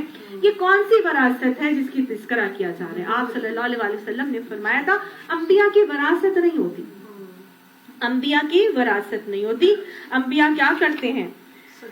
آپ نے فرمایا ہم انبیاء کی وراثت تقسیم نہیں ہوتی، جو کچھ ہم نے چھوڑا ہے وہ صدقہ ہے. ٹھیک ہے، تو جب انبیاء کی وراثت ہی نہیں ہوتی تو پھر یہاں پہ کس چیز کا وارث ہوا؟ وہ قرآن کے الفاظ ہیں وَوَرِثَ سُلَيْمَانُ دَاوُودَ، یہ نبوت کی وراثت. ٹھیک ہے، وہ ساری چیزیں جو بادشاہت کے طور پہ حضرت داؤد علیہ السلام کو ملی تھی وہ وراثت میں نہیں حضرت سلیمان کو ملی تھی. وہ تو اللہ تعالیٰ نے کیوں دی تھی؟ لَإِن شَكَرْتُمْ لَأَزِيدَنَّكُمْ، اگر تم شکر کرو گے تو میں تمہیں اور عطا فرماؤں گا. تو حضرت سلیمان اور داؤد دونوں اتنے زیادہ شکر گزار بندے تھے کہ داؤد علیہ السلام کو تو جو دیا ہی دیا تھا، لیکن اس سے شکر کی وجہ سے اللہ تعالیٰ نے مزید چیزوں سے نواز دیا. ٹھیک ہے نا. اگر وراثت ہی تقسیم ہونی تھی تو پھر لہنے داؤدی بھی تقسیم ہو جاتی نا. پھر وہ لوہا بھی ان کے ہاتھوں پہ نرم ہوتا، فرعون کیوں نرم تھا؟ تو اللہ تعالیٰ نے یہ کون سی وراثت کا ذکر کیا ہے؟ نبوت کی وراثت کا. ٹھیک ہے. تو اللہ اب کیا ہے کہ اللہ داؤد علیہ السلام کا وارث سلیمان علیہ السلام ہوا. اس نے کہا لوگوں ہمیں پرندوں کی بولیاں سکھائی گئی ہیں اور ہمیں ہر طرح کی چیزیں دی گئی ہیں، بے شک یہ اللہ کا نمایاں فضل ہے. ٹھیک ہے. اب یہاں کوئی غرور، کوئی تکبر نہیں ہے. یہ کہا گیا ہے کہ ہمیں بولیاں بھی سکھائی گئی ہیں اور بہت ساری چیزیں بھی ہمیں عطا فرمائی ہیں، لیکن یہ نہیں کہا کہ بھئی میں تو پرندوں کی بولیاں بھی سمجھ لیتا ہوں، میرے پاس تو اتنی بڑی بادشاہت ہے. نہیں، کیا ان ھذا لہو الفضل المبین، یہ تو اللہ کا واضح فضل ہے. یعنی ان کی باتوں میں، ہر بات میں کیا آ رہا ہے؟ اللہ. ہر بات میں اللہ. شکر گزار بندے کی یہ پہچان ہوتی ہے کہ اس کی ہر بات میں اللہ کا کہیں نہ کہیں ذکر تذکرہ ضرور آ جائے گا. الحمدللہ. ٹھیک ہے. میرا کوئی کمال نہیں، یہ تو اللہ نے مجھے دیا. یہ تو اللہ کا نمایاں فضل ہے، واضح ہے، ہر ایک کو نظر آ رہا ہے کہ اللہ نے مجھے دیا. نہیں تو میری کوئی مجال ہے کہ میں پرندوں کی بولیاں سمجھ لیتا. سلیمان کے لیے جن اور انسانوں اور پرندوں کے لشکر جمع کیے گئے تھے. ان کے بارے میں آتا ہے کہ ان کا اتنا بڑا تخت تھا کہ ان کے تخت کے ایک سائیڈ پر پہلے وہ انسان بیٹھتے تھے، پھر اس کے بعد جنات بیٹھتے تھے، پھر اس کے بعد شیاطین بیٹھتے تھے، اور اس کے بعد پرندے بیٹھتے تھے. اتنا بڑا ان کا تخت تھا، یہ خاص جگہ پہ رکھا جاتا تھا، اور تخت کا تخت جو ہے یہ ہوائیں اڑا کے لے جاتی تھی اور سب معلق ہو جاتے تھے. پھر پرندے اس کو اپنا اس پہ سایہ کر دیتے تھے. تفسیر ابن کثیر میں بہت ڈیٹیل سے یہ لکھا ہے، لیکن واللہ عالم اس زمانے میں یہ اتنا اللہ تعالیٰ نے ان کو عطا فرمایا. اللہ فرماتا ہے پرندوں کے لشکر جمع کیے گئے تھے اور وہ پورے ضبط میں رکھے جاتے تھے. گویا اتنی بڑی رعایا اور ریاست کو چلانے کے لیے نظم و ضبط بہت ضروری ہے. ایسے کوئی چیز نہیں چل سکتی. Discipline is a must thing to run any ادارہ یا اینی مملکت، اینی ریاست. ٹھیک ہے، تو گویا اگر ہم چاہتے ہیں کہ ہم اپنے گھر کے معاملات کو بڑی اچھی طریقے سے سارا ہینڈل بھی کریں اور چلائیں، اور ہم اپنے گھر کی رائی ہیں اور ہم اپنے گھر کو بہت اچھا چلانا چاہتی ہیں، تو ہمیں کیا کرنا ہے؟ ڈسپلن کو مینٹین کرنا ہے. اور ان کے بھی پوری چیزیں بڑے نظم و ضبط سے رکھی جاتی تھی. اور یہ نظم و ضبط تو اللہ کے ہاں بہت پسندیدہ صفت ہے. اللہ تعالیٰ کی صفت بھی یہی ہے. دیکھیں اللہ تعالیٰ نے کیسے پوری کائنات کا نظام نظم و ضبط سے چلایا ہوا ہے. وہی صبح سورج نکلتا ہے، وہی رات کو وہ ڈھلتا ہے، وہی اس اینگل سے نکلے گا، وہی جس اینگل پہ اللہ نے کہا اسی اینگل پہ اسی زاویے پہ اس نے غروب ہونا ہے. اللہ تعالیٰ نے جہاں جب جو حکم دے دیا جس کو، وہ ہر چیز اپنا اپنا کام پورے نظم و ضبط سے اور پورے ڈسپلن سے کر رہی ہے. جب ہر چیز نظم و ضبط سے ہوتی ہے، ڈسپلن سے ہوتی ہے، تو پھر کیا ہوتا ہے؟ سکون ہوتا ہے نا. تبھی تو کائنات میں سکون ہے. ٹھیک ہے نا. اگر میں، آپ، ہمارے بچے، ہمارے شوہر، ہر کوئی اپنا اپنا کام جو اللہ نے ہمیں طریقے بتا دیے اس کے مطابق اپنے گھروں کے انجام دیں گے، تو کیا ہمارے گھروں میں سکون نہیں ہوگا؟ بالکل ہوگا نا. آج ہمارے گھروں میں سکون کیوں نہیں ہے؟ کیونکہ ہر کوئی حقوق و فرائض کی جنگ میں لگا ہوا ہے. کوئی اپنا فرض ادا کرنے کے لیے تیار نہیں ہے. بس مجھے میرے حقوق مل جائیں. بچے تو ہیں وہ اپنے حقوق لینے کے لیے، میاں اپنے حقوق، بیوی کہتی ہے مجھے میرے مل جائیں. فرائض ادا کرنے کے لیے کوئی تیار نہیں ہے. لہٰذا کیا ہے، اسی جنگ میں، افراتفری میں کیا ہے، ہمارے گھر آج اکھاڑے بن چکے، بے سکونے ہو چکے. تو اگر ہم چاہتے ہیں کہ ہمارے گھروں میں سکون ہو، تو پھر ہمیں نظم و ضبط اور ڈسپلن کو مینٹین کرنا ہوگا، اور وہ طریقے جو اللہ نے ہمیں بتا دی. کبھی سورج نے نہیں کہا میں نے آج نہیں نکلنا، کبھی ہوا نے نہیں کہا میں نے اس رخ پہ نہیں چلنا. جو اللہ جب جہاں جیسا حکم دیتا ہے وہ ویسے ہی کرتے ہیں. تو کیسے کائنات میں پورا نظم و ضبط قائم ہے، سکون ہے، اور ہر چیز اپنا اپنا کام انجام دے رہی ہے. صرف ایک حضرت انسان ہی ہے جس کو اللہ نے ایک اختیار دے دیا ہے، اور وہ اس اختیار کو ناجائز استعمال کر کے پوری کائنات کے سکون کو بے سکون کیا. فتنے، فساد، لڑائی جھگڑے، بم بلاسٹنگ، وہ ادھر جنگیں، وہ ادھر، سب کچھ کیا ہے؟ یہ سب اللہ کے سکون کو غارت کرنے والا معاملہ ہے. اللہ تعالیٰ یہ باتیں ہمیں سمجھنے کی توفیق عطا فرمائے. اب جب اتنے نظم و ضبط سے سب کچھ ہو رہا تھا، تو پھر اب جب یہ ٹریول کرتے تھے تو پھر ساری چیزیں ان کے لشکر ان کے ساتھ ٹریول کرتے تھے. حتیٰ اذا اتوا علی وادی النمل، اس میں ایک حتیٰ کہ وہ وقت آیا کہ جب وہ ان کے ساتھ ایک مرتبہ کوچ کر رہا تھا، تو وہ سب کے سب ایک چونٹیوں کی وادی نمل میں پہنچے. اب چونٹیوں کی وادی نمل میں پہنچے. اب کچھ لوگ کہتے ہیں قالت نملۃ، اور وہاں پہ ایک نملہ نے کہا، یعنی ایک چونٹی نے کہا. نملہ میں گول تا جو ہے وہ اس بات کی انڈیکیشن دے رہی ہے کہ یہ ایک فیمیل ہے. ٹھیک ہے نا. تو نملہ کیا ہے؟ چونٹی ہے. کچھ لوگ کہتے ہیں کہ یہ جو نملہ ہے، یہ کہا جاتا ہے کہ یہ نمل قبیلے کا ایک شخص تھا. اور نمل جو ہے وہ وادی نمل اس کو اس لیے کہا جاتا ہے کہ وہاں پر ایک نمل قبیلہ آباد تھا، اور اسی نمل قبیلے کے ایک شخص نے کہا تھا. تو گویا یہ بات کسی طرح سے بھی صادق نہیں آتی، کیونکہ نملہ کی گولتا بتا رہی ہے کہ یہ ایک مؤنث ہے. ٹھیک ہے نا. اور یہ وادی نمل بیسیکلی ایک ایسی وادی تھی جہاں چونٹیاں بہت زیادہ پائی جاتی تھی. اور وہیں پر جب وہ لشکر نے وہاں سے گزرنا تھا، تو ایک چونٹی نے اپنے لشکر کو کہا. اب کہا کیا، وہاں سے بھی پتا چلے گا کہ یہ ایک چونٹیوں ہی کی وادی تھی، اور یہ بات ایک چونٹی نے ہی کہی تھی، کسی انسان نے نہیں کہی تھی. چونٹی نے کیا کہا؟ اے چونٹیوں، یا ایھا النملو، کیا کرو اے چونٹیوں، ادخلوا مساکنکم، اپنے اپنے بلوں میں، اپنے اپنے گھروں میں گھس جاؤ، داخل ہو جاؤ. کیوں ایسا نہ ہو کہ سلیمان اور اس کے لشکر تمہیں کچل ڈالے اور انہیں خبر بھی نہ ہو. تو ایسا تو نہیں ہو سکتا کہ ایک نبی اپنے لشکر کے ساتھ ٹریول کر رہا ہو اور وہ جانتے بوجھتے انسانوں کو کچل ڈالے. اتنا بڑا انسان ہے, ایک لشکر گزرے گا تو اس کو انسان نظر آئے گا, اور نبی کا یہ کام نہیں ہے کہ کسی انسان کو کچل ڈالے یا اس کا لشکر کسی کو کچل ڈالے. یہ نبی کا کام نہیں ہے. ہاں, چونٹیاں ضرور ایک ایسی چیز ہے, ایک مخلوق ہے کہ وہ پیروں کے نیچے روندی جا سکتی ہیں, نہیں پتا چلے کسی کو کہ بھائی یہاں پہ چونٹیاں تھیں, اور وہ بے دھیانی میں ایسا معاملہ ہو جائے. ٹھیک ہے نا. ابھی پیچھے پڑا کہ انبیاء انبیاء سے قصور نہیں ہوتا جان بوجھ کر. تو گویا یہاں پر بھی ان کو دانستہ کوئی ایسا معاملہ وہ نہیں کر رہے کہ وہ کسی کو تکلیف پہنچا رہے ہوں. اور ہم دیکھیں تو پیارے نبی صلی اللہ علیہ وسلم کا بھی بالکل ایسا ہی رویہ ہمیں نظر آتا ہے کہ آپ صلی اللہ علیہ وسلم بھی رحمت للعالمین تھے نا, سارے جہانوں کے لیے رحمت تھے. اور یہ چونٹیوں کا بھی ایک جہان ہے, سمندر کا بھی ایک جہان ہے, ہواؤں کی مخلوق کا بھی ایک جہان ہے, اور جنات کا بھی ایک جہان ہے. تو پیارے نبی صلی اللہ علیہ وسلم بھی ہر جہان کے لیے, ہر مخلوق کے لیے رحمت بنا کے بھیجے گئے. ایک مرتبہ آپ صلی اللہ علیہ وسلم اپنے لشکر کے ساتھ کہیں پہ پڑاؤ کیا تو وہاں پر صحابہ کرام نے آگ جلا لی. جب وہاں پہ آگ جل رہی تھی تو آپ صلی اللہ علیہ وسلم ایک دم سے اٹھ کر آئے اور بہت پریشان اور خوف زدہ سے, اور آپ صلی اللہ علیہ وسلم نے آ کے پوچھا یہ آگ کس نے جلائی ہے یہاں پہ؟ تو صحابہ کرام نے کہا کہ ہم نے جلائی ہے. تو آپ صلی اللہ علیہ وسلم نے فرمایا کہ نہیں, اس کو فوراً سے بجھا دو, اس لیے کہ اس کے قریب ہی چونٹیوں کا ایک بل ہے, اور اس کی تپش اور حرارت سے وہ چونٹیاں جو ہیں وہ جل رہی ہیں. تو کسی خالق کو, کسی مخلوق کو اختیار نہیں ہے کہ وہ کسی مخلوق کو جلنے کا عذاب دے. یہ جلانے کا عذاب کا اختیار صرف خالق کو ہے. تو گویا جلنے اور جلانے کا عذاب اور جلا کے مار دینا ایک انتہائی کربناک ایک حالت اور سچویشن ہے. سب سے زیادہ تکلیف دہ موت ہے جب انسان جلایا جاتا ہے. تو اللہ کے نبی نے فوراً سے منع کیا. وہ تو چونٹیوں کو بھی تکلیف نہیں پہنچا سکتے تھے کہ آپ بل ہے چونٹیوں کا تو تم یہاں سے بند کر دو فوراً, اور اس کی تپش اور حرارت سے جو ہے وہ چونٹیاں بیچاریاں جل جائیں گی اور وہ جھلس جائیں گی.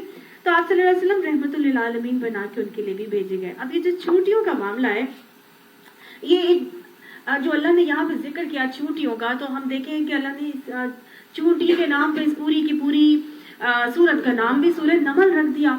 اللہ کے نزدیک کوئی مخلوق حقیر نہیں. ٹھیک ہے نا. اللہ تعالیٰ نے اپنی چھوٹی سے چھوٹی مخلوق کا تذکرہ قرآن پاک میں کیا, اور اللہ نے یہ بھی فرمایا تھا کہ اللہ تعالیٰ نہیں شرماتا کہ وہ مچھر یا اس سے بھی کسی چھوٹی چیز کا تذکرہ کرے جو اس کے اوپر ہے نا. سورہ بقرہ میں ہم نے پڑھا تھا ان اللہ لا یستحی ان یضرب مثلا ما بعوضۃ فما فوقها, کہ اللہ تعالیٰ نہیں شرماتا کہ مچھر یا اس سے بھی چھوٹی کمتر جو اس کی چھوٹی اوپر سے کوئی وائرس آئے اس کی بھی مثال دے. تو وہ اللہ تعالیٰ کی کوئی مخلوق حقیر نہیں ہے. ہم نے پڑھا شہد کی مکھی کا, پوری کی پوری سورت نحل مکھی کے اوپر رکھ دی گئی. اللہ تعالیٰ نے اس کا نام بھی مکھی کے اوپر رکھا. سورہ نمل چونٹی کے اوپر, اللہ نے نام بھی اس کو چونٹی کا رکھ دیا, مکھی. اور سورہ عنکبوت آگے پڑھیں گے تو عنکبوت مکڑی کو کہتے ہیں. تو اللہ نے چھوٹی چھوٹی جو اپنی تخلیقات کا تذکرہ کیا ہے, ہم پڑھ چکے ہیں, بارہا پڑھ چکے ہیں کہ اللہ کی کوئی بھی مخلوق حقیر نہیں ہے, اور ایک مخلوق ایک نہیں کئی سارے کام کر رہی ہے, اور میرے اور آپ کو بہت کچھ سکھانے والے کام کر رہی ہے. شہد کی مکھی کا جب ہم نے پڑھا تھا کتنا اصول اس میں ہمارے لیے تھے. اللہ تعالیٰ نے اس مؤنث تھی, ایک مکھی بھی مؤنث تھی شہد کی, اور یہ چونٹی بھی کیا ہے مؤنث ہے. چھوٹی سی اس کی چونٹی کی باتیں دیکھتے ہیں. یہ ایک چونٹی کی باتیں بھی اگر ہم سن لیں اور سمجھ لیں اور ہم جان لیں تو یقین مانیے کہ اللہ کی پہچان کے لیے ایک ہی نشانی میرے اور آپ کے لیے کافی ہے. 6000 چونٹیوں کی اسپیشیز موجود ہے دنیا میں. 6000. ہم سمجھتے ہیں بس 2-3 طرح کی ہوتی ہے, ایک بھوری رنگ کی ہوتی ہے, ایک کالے رنگ کی ہوتی ہے, ایک چھوٹی ہوتی ہے, ایک بڑی ہوتی ہے, بس, ہے نا. لیکن نہیں, 6000 اسپیشیز موجود ہیں اس کی. اس کے ساتھ ساتھ کوئی یہ وہ انسیکٹس کا گروپ ہے جس کو آرتھروپوڈز کہا جاتا ہے, اور اس کے اندر 6 ٹانگیں ہوتی ہیں ان کی, اور 3 دڑ کے حصے ہوتے ہیں. جسم کے 3 حصے ہوتے ہیں اور 6 ٹانگیں ہوتی ہیں. ٹھیک ہے. اب انہی دھڑ کے حصوں میں سے کسی کا دھڑ بڑا, کسی کا سر بڑا, کسی کا پیچھے والا حصہ, کسی کا بیچ والا بڑا, کسی کی ٹانگیں لمبی, کسی کی چھوٹی, کسی کی بھوری, کسی کی بالوں والی, کسی کی کیسی. تو گویا اللہ تعالیٰ نے انتہا سے زیادہ ڈفرینٹ اسپیشیز یہ بنا دی. اب یہ جو چھوٹی سی مکڑی, یہ چونٹی اللہ تعالیٰ نے مجھے بنائی, دکھائی, یہ اس کی جو ٹانگیں ہیں یہ کتنی باریک ہوتی ہیں نا, ایک دھاگے کی طرح باریک سے دھاگے, اور اتنے باریک سے دھاگے میں بھی اللہ نے اتنے مسل فائبرز رکھ دیے, اللہ تعالیٰ نے اس میں کنٹریکشنز اور ایکسپینشنز ہو رہی ہیں, اللہ تعالیٰ نے اس کے اندر اتنی اسٹرینتھ اور طاقت رکھ دی کہ یہ اپنے بوجھ سے زیادہ بھاری بوجھ اپنے اوپر لاد کے لے جاتی ہے. صحیح, یہ ایسی مخلوق ہے کہ سارا دن چلتی رہے گی, تھکے گی نہیں. ایسے اللہ, اور انہی ٹانگوں کے اندر بلڈ فلو بھی ہو رہا ہے. اب یہ کیسے ہو رہا ہے, کہاں سے ہو رہا ہے, یہ اللہ کی ذات ہے, اللہ ہی سبحان اللہ, اللہ ہی جانتا ہے کہ ایسی یہ جب چلتی ہے تو ہر ڈائریکشن میں آگے بھی جاتی ہے, پیچھے بھی جاتی ہے, الٹی ہو کے بھی جاتی ہے, اور جب اللہ سے دعائیں مانگتی ہے تو باقاعدہ چت ہو کے مانگتی ہے, پوری زمین پہ لیٹ جاتی ہے, ٹانگیں اوپر کر لیتی ہے, 6 کی 6 ٹانگیں اوپر کر کے, اور پھر لڑتی ہے اللہ تعالیٰ سے. حضرت سلیمان علیہ السلام کو تو ان کی آوازیں آتی تھی. بڑا خوبصورت واقعہ بھی آتا ہے کہ حضرت سلیمان علیہ السلام نماز استسقاء پڑھانے کے لیے نکلے باہر, کہ بارش نہیں ہو رہی تھی, تو وہ سب نے کہا آپ آ جائیں اور نماز استسقاء پڑھا دیں. تو وہ جب باہر نکلے اپنے خیمے سے تو انہوں نے دیکھا کہ وہ چونٹی ایک جو ہے نا چاروں شانے چت لیٹی ہے, اور اوپر اپنے ہاتھ پاؤں ٹانگے کر کے نا اللہ تعالیٰ سے لڑ رہی ہے, اور اللہ تعالیٰ سے کہتی ہے کہ اللہ میں بھی تیری مخلوق ہوں, اگر تو کھانے پینے کو نہیں دے گا تو میں کیسے زندہ رہ سکتی ہوں, یا ہمیں کھانے کو دے یا مار ڈال. تو اب اتنی سی چونٹی اللہ تعالیٰ کو یہ کہہ رہی ہے. سلیمان علیہ السلام یہ سن کے مسکرا دیے, اور لوگوں سے انہوں نے کہا کہ جاؤ اپنے گھروں کو لوٹ جاؤ, ایک چونٹی نے تمہارا کام پورا کر دیا ہے, انشاءاللہ بارش ضرور ہوگی. سبحان اللہ. ان کو تو آتی تھی نا, چونٹیوں کی آوازیں بھی آتی تھی, اور چونٹیاں بھی دیکھیے اللہ تعالیٰ سے کیسے لڑ رہی ہیں اور کیسے بول رہی ہیں. اما یجیب المضطر اذا دعاہ, جو مضطرب دل سے پکارے گا اللہ تعالیٰ سے, اللہ تعالیٰ کیا کرے گا, فیکشف السوء, اللہ تعالیٰ اس کی دعا قبول کر کے اس کی تکلیف کو ضرور ہی دور کر دے گا. اچھا, اتنا وزن وہ صلاحیت اللہ نے اس کو دی کہ وہ اٹھا کے جو ہے ادھر سے ادھر چلی جاتی ہے. اب یہ کیا کرتی ہے, جب اس کی نا ڈفرینٹ ڈیوٹیز لگائی ہیں اللہ تعالیٰ نے. اب اس میں بھی میل کا اتنا کوئی کام نہیں ہوتا, میل صرف میٹنگ کے لیے ہوتا ہے ان کا, باقی سارا کام فیمیل کرتی ہے. سارا کام, گھر کی صفائیاں کرنا, اپنے بل کی, اپنا کھانے کو ڈھونڈ کے لانا, پھر کھانا کو وہاں سے نکال کے لے کر جانا, پھر بچوں کی حفاظت, بچوں کو تک کھانا پہنچانا, وہ سارا کام کس کا ہوتا ہے, وہ سب کا سب چونٹیوں کا ہوتا ہے. کمرے بناتی ہیں, اپنا گھر بناتی ہیں, یہ سارا کام کس کا, چونٹی کا. ان میں بھی ایک ملکہ چونٹی ہوتی ہے, جیسے کہ ملکہ مکھی ہوتی تھی کوئن بھی, اس میں بھی ایک ملکہ چونٹی, اس کا کام صرف انڈے دینا, اس کا کام اور کوئی نہیں. وہ گھر میں ہی رہے گی اور انڈے ہی دیتی جائے گی اور بچے پیدا کرتی جائے گی, اور باقی جو ہے ہر ایک کی اپنی اپنی ڈیوٹیز ہے. اب کوئی بھی وہاں پہ لڑ نہیں رہا کہ بھئی میں کیوں باہر نہ جاؤں, میں گھر کا کام تو کر کر کے تھک گئی ہوں, یہ سارا دن گھر کا بعد چکر لگاتی رہتی ہے, یہ آج گھر بیٹھے گی میں جاؤں گی. نہیں, جو ڈیوٹی اللہ نے جس کو اپوائنٹ کر دی, یہ گھر بنائے گی تو یہ گھر ہی بنائے گی, یہ گھر کی صفائی کرے گی تو یہ گھر کی صفائی کرے گی, یہ بچوں کو دیکھے گی تو یہ بچوں کو ہی دیکھے گی, انہوں کے لیے کھانا کرے گی, اور یہ انڈے ہی دے گی اور انڈے بچے پیدا کرے گی, اور یہ باہر سے جا کے اٹھا کے لے کے آئیں گی. اب ان کے اوپر اللہ تعالیٰ نے دیے اینٹیناز, ٹھیک ہے, ان کی اینٹیناز بھی ہوتے ہیں, ان کے اندر سے ایک خاص قسم کی سینٹ نکلتی ہے, خوشبو. اب جب یہ گھر سے اپنے جاتی ہے نا اپنا خوراک تلاش کرنے کے لیے, تو یہ ایک چونٹی ہے, وہ سارے عالم میں پھرتی رہے گی, صبح سے شام تک پھرتی جا رہی ہے. جس راستے سے گزرتی جاتی ہے نا, اس اپنا ایک سینٹ ہے وہ یہ دیتی جاتی ہے. جیسے وہ ہینسل اینڈ گریٹل میں آتا ہے نا, وہ بچے وہ ٹکڑے پھینکتے جاتے ہیں اور پھر وہ آہستہ آہستہ اٹھا کے وہ اپنے گھر پہنچ جاتے ہیں. اسی طرح یہ اپنا سینٹ چھوڑتی جاتی ہے, اور ایک راستے سے دوسرے, جیسے ہی اس کو مل جاتا ہے کھانا, تو اب کیا کرتی ہے, اب یہ خود نہیں کھائے گی. میں صبح سے نکلی, تھک گئی, مجھے بھوک بہت زیادہ لگی, اب میں پورا پیٹ بھر لوں اور پھر جا کے سب کو بلاؤں گی, نہیں. پھر کیا کرتی ہے, اپنی اسی سینٹ سے واپس آتی ہے, اپنے بل میں آتی ہے, پھر وہاں سے اپنا پورا لشکر لیتی ہے, اور ساروں کو لے کے ایک پوری لائن کے ساتھ اجتماعیت کا درس دیتی ہے, نظم و ضبط سکھاتی ہے, ایثار اور قربانی سکھاتی ہے. اور کیا کرتی ہے, سب کی سب آتی ہیں, اور آگے وہاں پر ایک چھپکلی مری ہوئی ہے, ایک کاکروچ مرا ہوا ہے, کوئی بھی چیز مری ہوئی ہے, وہ سب کی سب اس پہ لگ جاتی ہیں, اور تھوڑا کر کے پورشنز لے کر اپنے اوپر لاتی جاتی ہیں, اور اپنے گھروں کو واپس جاتی ہیں. خود بھی وہاں جا کے کھاتی ہیں, پھر ذخیرہ بھی کرتی ہیں, اگلے 6 مہینوں کے لیے بھی وہاں رکھ کے آتی ہیں, اور پوری راتوں رات وہ بڑے سے بڑا وہاں پہ جو کیڑا ہوتا ہے وہ ختم ہو چکا ہوتا ہے صبح تک, ہے نا. وہ ایسا کام کرتی ہے. اور جب ان کے اپنے بل میں کوئی بھی فورن باڈی انٹر نہیں ہو سکتی, کوئی بھی, کیونکہ وہ جو اینٹیناز ہے نا, یہ وہاں پہ جو حفاظت پہ جو مامور ہیں انہوں نے اپنے اینٹینا سے پہلے چیک کرنا ہے. اگر وہ سینٹ ہمارے بل کی ہی ہے تو وہ اس میں انٹر ہوں گے، اور اگر کوئی اور انٹر ہو گیا اس بل کے اندر تو سب کی سب اس پہ جھپٹتی ہے اور سب اس کو مار کے اس وہاں سے نکال دیں گے. بالکل چونٹیاں بالکل اتنی پروٹیکشن اپنی سرحدوں کی اتنی اسٹرانگ ہو کے کرتی ہیں. یہ ایک مؤنث ہے جو ہمیں سکھا رہی ہے.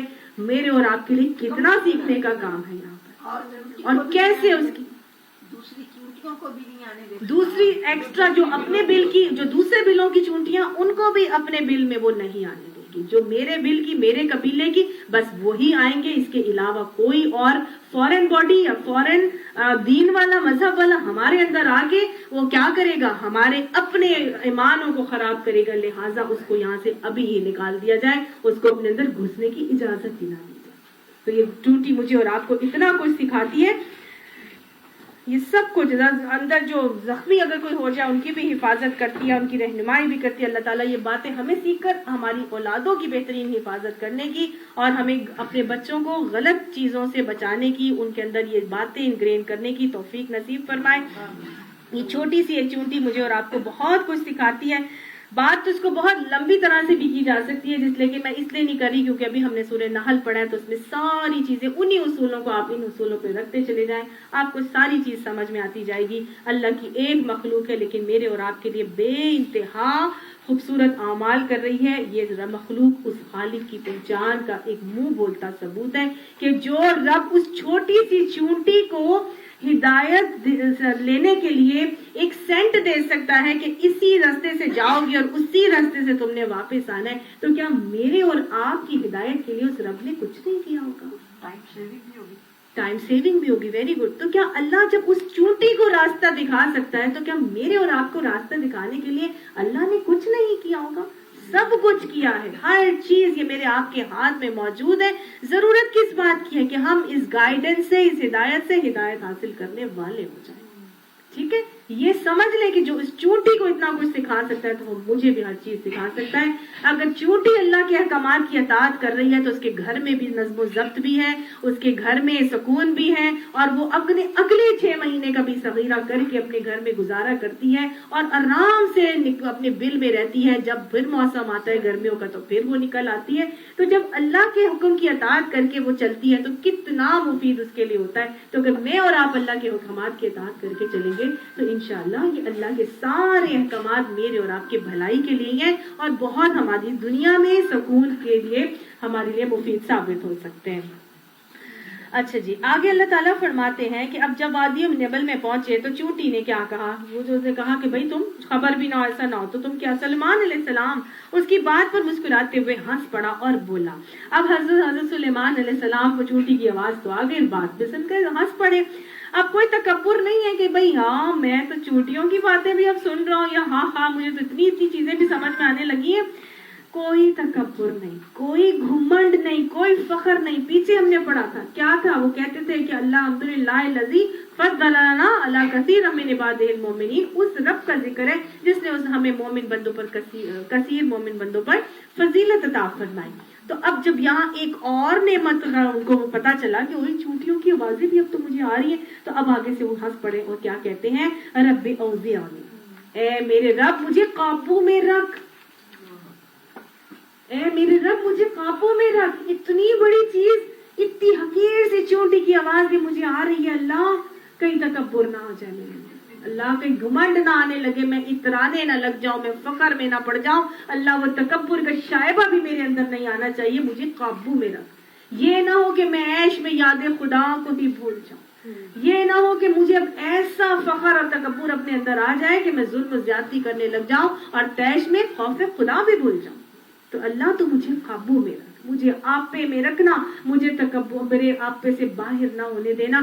آج لوگوں کو 4 پیسے مل جاتے ہیں تو لوگ اپنے آپے سے ہی باہر نکل آتے ہیں. ٹھیک ہے نا، وہ کسی کو گھاس ہی نہیں ڈالتے. یہ آپے سے نکلنا 1 سیکنڈ میں ہوتا ہے. اس کی مجال اس نے مجھے ایسے بولا، وہ ہے کیا، وہ سمجھتی کیا ہے اپنے آپ کو؟ 4 وقت کی روٹی تو وہ کھا نہیں سکتی، وہ آ کے مجھے اس طرح کر کے چلی گئی. میں چاہوں تو میں یہ بھی کر دوں، میں چاہوں تو اس کو خرید لوں، میں چاہوں، ہے نا. وہ कैसी कैसी बातें कर जाते हैं, आपे से यूं निकलते हैं। और ये शैतान का काम होता है फौरन तकब्बुर लेके आना। लिहाजा जब भी अल्लाह ताला की तरफ से कोई नेमत मिले तो फौरन अल्लाह से क्या दुआ करनी, रब्बी औज़िअनी, अल्लाह मुझे काबू में रख। किस काबू में रख? अन अशकुरा निअमतकल्लती अनअमता अलैया, कि मैं तेरी उन नेमतों का शुक्र अदा करूं जो तूने मुझ पर की। यानी फौरन अल्लाह ताला की नेमत का इतराफ कर रहे हैं कि अल्लाह ये चोटी की आवाज भी तो मुझे तेरी तौफीक से नसीब हुई है ना, ये चोटी की बातें भी तो मैं तेरी तौफीक से ही सुन सका ना। तो अल्लाह तेरी उस एहसान का शुक्र अदा करूं या तू जो तूने नेमतें मुझे दी हैं, और ना सिर्फ मुझे दी है वाला वालिदैया, बल्कि अपने वालिदैन को भी जो मेरी तूने नेमतें दी थी अल्लाह उनका भी शुक्र है। अपनी दी हुई नेमतों का तो शुक्र करना ही है, लेकिन वालिदैन की दी हुई नेमतों का शुक्र क्यों किया जा रहा है? क्योंकि आज जो हम हैं वो अपने वालिदैन की वजह से। इंसान को जो भी मिलता है ना वो अपने वालिदैन की आप कह लीजिए कि बदौलत अल्लाह ताला ने एक वसीला उनको बनाया। अगर वालिदैन पढ़े लिखे होते तो औलाद पढ़ी लिखी होने के बहुत ज्यादा चांसेस होते हैं ना उस औलाद के लिए जिसके वालिदैन पढ़े लिखे होते हैं, उसकी औलाद के लिए पढ़ना लिखना बहुत आसान होता है। वो क्यों होता है? उसकी जीन्स में आ जाता है ना, ऐसा ही होता है, जिबिल्लत बन जाता है, उसकी जीन्स में आ जाता है।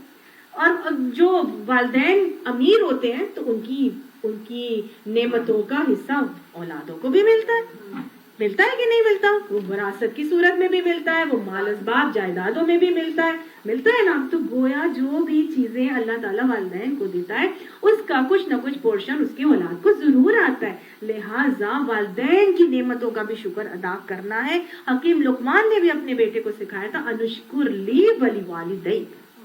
अल्लाह ताला ने उनको, जहाँ हज़रत लुकमान का तज़किरा आता है वहां अल्लाह ताला फरमाते हैं कि अनिश्कुर ली, कि अपने मेरा भी शुक्र अदा कर और अपने वालिदैन का भी शुक्र अदा कर। ठीक है, तो यहाँ पर क्या कह रहे हैं वो कि मैं उन नेमतों का भी शुक्र अदा करता रहूं जो तूने मुझ पर और मेरे वालिदैन पर किए हैं, और वअन सालिहन तरदाहु, और ये कि मैं ऐसा नेक अमल करूं जो तुझे राजी कर दे। तो गोया सिर्फ ज़बानी शुक्र नहीं हो रहा, अल्लाह तेरा शुक्र, अल्लाह तेरा शुक्र क्या हो रहा है? अमल। अब अमली शुक्र किया जा रहा है। और कैसा अमल करना है? ऐसा अमल करूं जिससे अल्लाह तू राजी हो जाए। हर अमल नहीं कर लेना, वो अमाल करने हैं जिनसे अल्लाह राजी हो जाए। तो अमली शुक्र का बेहतरीन रवैया और तरीका क्या है? वो अमाल करना जो रब को राजी करने वाले, क्योंकि रज़ियल्लाहु अन्हुम व रदू अन्हु बेहतरीन नेमत है जो जन्नतियों को मिलेगी, रज़वानुल्लाहि अकबर। ये सबसे बड़ी चीज है, अल्लाह की रजा जो किसी को मिल जाएगी। तो अल्लाह ऐसे अमाल की तौफीक दे जो अल्लाह को राजी करने वाले हों। तो अब क्या किया जा रहा है? शुक्र का क्या तरीका है कि अल्लाह जब कोई नेमतें दे तो फिर फौरन तकब्बुर नहीं करना, अपने आप को काबू में रखने की अल्लाह से दुआ करनी है कि रब्बी औज़िअनी, अल्लाह तू मुझे काबू में रख। किस बात से? कि मैं तेरा शुक्र अदा करूं उन नेमतों पर जो तूने मुझे दी, और उन नेमतों पर भी शुक्र करूं जो तूने मेरे वालिदैन को दी थी।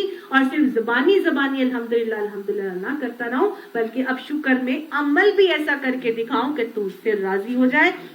वअदखिलनी बिरहमतिका फी इबादिका सालिहीन, और तू मुझे नेक बंदों में अपनी रहमत से शामिल फरमा। आमीन। अल्लाह सुब्हानहू व तआला हमें भी अपनी रहमत से नेक बंदों में शामिल फरमा। हमेशा नेक बंदों में शामिल होने की अल्लाह से दुआ किया करें। अल्लाह का हुक्म है, या अय्युहल्लज़ीना आमनू इत्तकुल्लाहा व कूनू मअस-सादिकीन, ऐ लोगों जो ईमान लाए हो अल्लाह का तकवा करो और सच्चों के साथ हो जाओ। तो जब हम दुनिया में सच्चों के साथ, नेकों के साथ रहेंगे तो इंशाअल्लाह अल्लाह सुब्हानहू ताला हमें आखिरत में भी इबादिका सालिहीन में जरूर शामिल करेंगे, क्योंकि नेकों के साथ रह के, उस सोहबत में रह के आपके लिए नेकी करना बड़ा आसान है। एक और मौके पर सुलेमान अलैहिस्सलाम ने परिंदों का जायजा लिया। अब सुलेमान अलैहिस्सलाम अब अपना जब सफर और ट्रैवलिंग कर रहे हैं तो अब बेहोशों की तरह नहीं कर रहे, नाउज़ुबिल्लाह माज़ल्लाह, वो क्या कर रहे हैं? बाकायदा तौर पर हर चीज का जायजा लेते हैं, हर चीज उनके इल्म में, और हर जो उनकी लश्कर में मौजूद नफरी है उसको बाकायदा तौर पर पूरी सुपरविजन भी है, सर्वेलेंस का मामला भी है। اور پرندوں کا جائزہ لے رہے ہیں. آپ اس سے اندازہ کر سکتے ہیں کہ اتنی بڑی ریاست کیسے چلا رہے تھے.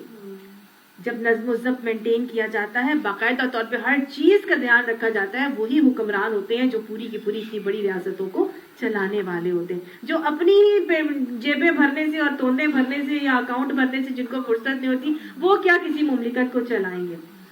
تو آپ پرندوں کا جائزہ لے رہے ہیں. اور یہ صرف حضرت سلیمان علیہ السلام کا معاملہ نہیں، پیارے نبی صلی اللہ علیہ وسلم کا بھی عرب سے عجم تک حکومت پھیلی اور حکمرانی. حضرت عمر کا بھی ہمیں یہی طریقہ اور رویہ نظر آتا ہے کہ راتوں کو اٹھ کے جو ہے وہ پورے اپنے گشت کرتے تھے، راتوں کو سوتے نہیں تھے بلکہ جا جا کے ہر چیز کو دیکھتے تھے، سرویلنس کرتے تھے. کبھی ایک عورت کے گھر دردزی کی آوازیں آ رہی تو اس کے گھر میں روٹی کھانا پانی سب کچھ پہنچایا. بچے کی ضرورت ہے تو اپنی بیوی کو لے کے آگے وہاں پہ ڈلیوری کروا رہے ہیں. مطلب کتنے سارے معاملات ہیں جو حضرت عمر بھی اتنی بڑی ریاست میں خود بنفس نفیس شامل ہو کے وہ دیکھا کرتے تھے. آپ صلی اللہ علیہ وسلم بھی ہر ایک کا خیال رکھتے ہیں. ایک صحابی نظر نہیں آ رہے تو کہتے ہیں ثابت بن قیس نظر نہیں آ رہے. خیر تو اتنے دن سے کیوں نہیں آ رہے؟ جب وہ آیات نازل ہوئی کہ اپنی آوازوں کو نبی کی آواز سے بلند نہیں کرو، تو کچھ دنوں تک حضرت ثابت بن قیس نظر نہیں آئے. تو آپ نے پوچھا کہ وہ نظر نہیں آ رہے، خیریت ہے؟ ایک مرتبہ ایک جو مسجد نبی کی صفائی کرنے والی خاتون تھی وہ نظر نہیں آئی. 2-3 دن گزر گئے تو پوچھا وہ نظر نہیں آ رہی، تو بتایا کہ جی وہ تو مر گئی ہے. تو آپ سے تو ہر ایک کے بارے میں پوچھا کرتے تھے. یہ بھی اسی لیے اتنے کامیاب حکمران تھے کہ ہر چیز کا جائزہ لے رہے. اب ہدہد نظر نہیں آ رہا تھا. اب ہدہد کا کیا کام تھا؟ بیسیکلی تفسیر ابن کثیر میں ہی لکھا ہے کہ ہدہد بیسیکلی اللہ تعالیٰ نے اس کو ایک صلاحیت عطا کی ہوتی ہے اور یہ نا اندر کی چیزیں دیکھ سکتا ہے. یہ اپنا جو اپنی چونچ ہوتا ہے نا، اس چونچ کو مارتا ہے درخت کے اوپر اور درخت کے اندر کیڑے موجود ہوتے ہیں، اس کو نظر آ جاتے ہیں اور پھر یہ چونچ مار کے ان کے اندر سے کیڑے نکال کے کھا لیتے ہیں. ووڈ پیکر، جی ہدہد کو ووڈ پیکر کہتے ہیں. ٹھیک ہے.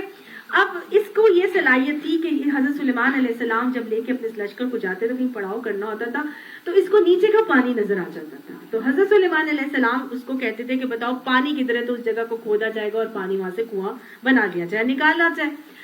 اب یہ بات جب کسی نے سنی تو انہوں نے کہا یہ کیا بات ہوئی کہ ہدہد کو جو ہے زمین کے نیچے کا پانی نظر آ جاتا ہے. ایک بچہ جال لگائے اور جال کو ایسے بچھائے اور کے بغیر کسی کو نظر نہ آ رہا ہو اور اس میں وہ ہدہد کو پکڑ لیتا ہے. تو پھر اگر اس کو نظر آ جاتا ہے تو پھر تو اس کو جال بھی نظر آ جانا چاہیے نا. پھر وہ جال میں کیوں پھنستا ہے؟ تو پھر اللہ تعالیٰ کا حکم ہوتا ہے.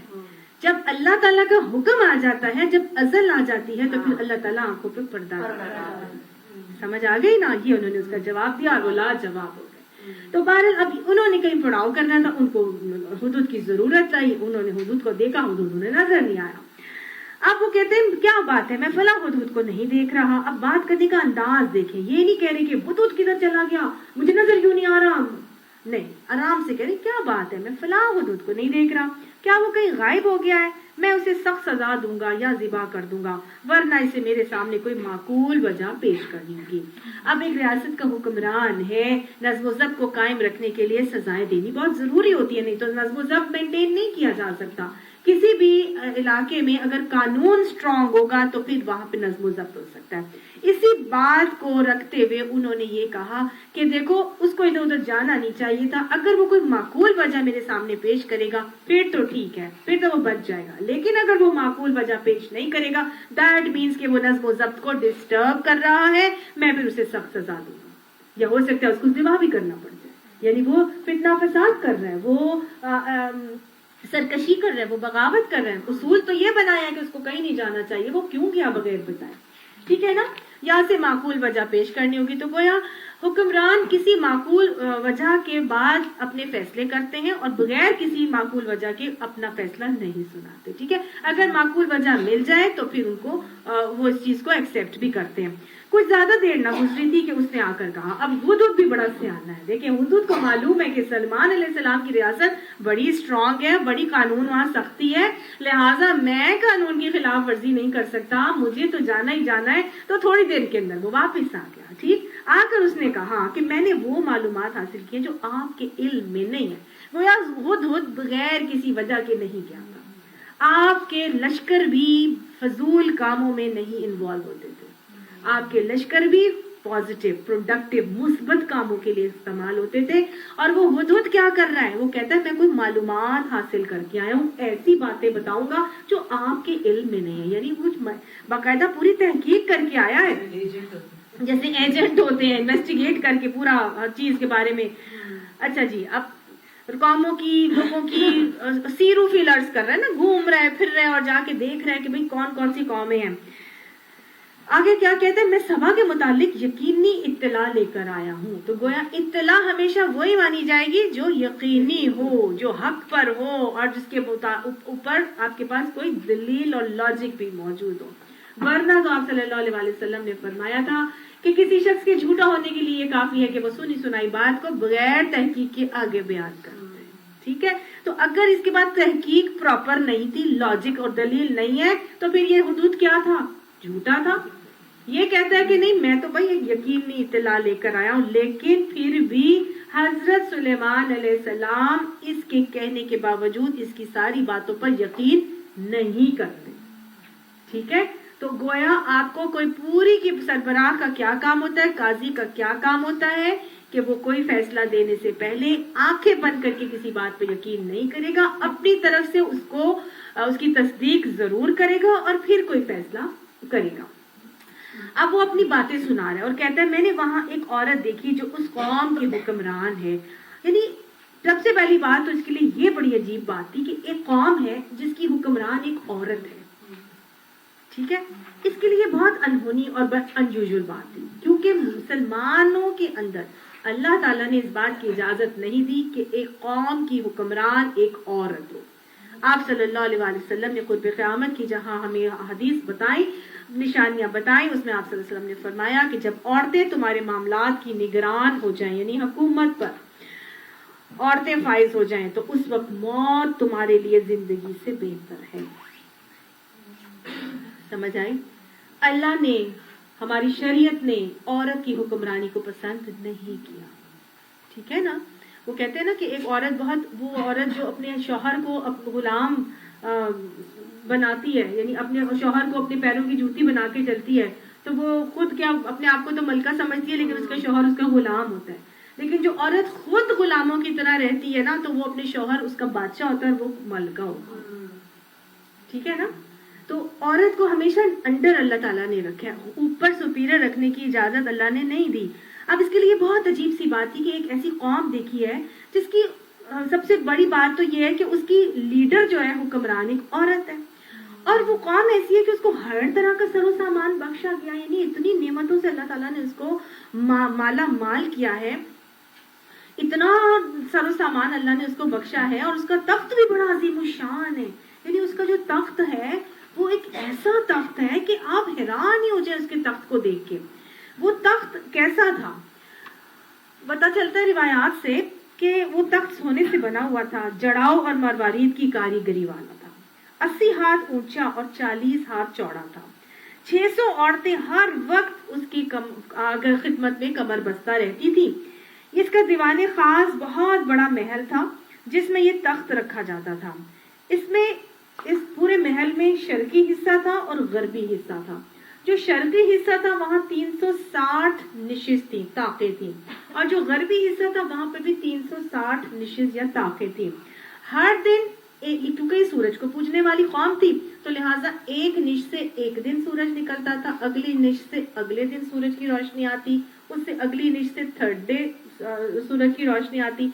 गोया साल के 360 दिनों में हर निश से सूरज के निकलने का एक जाविया मुतय्यन था।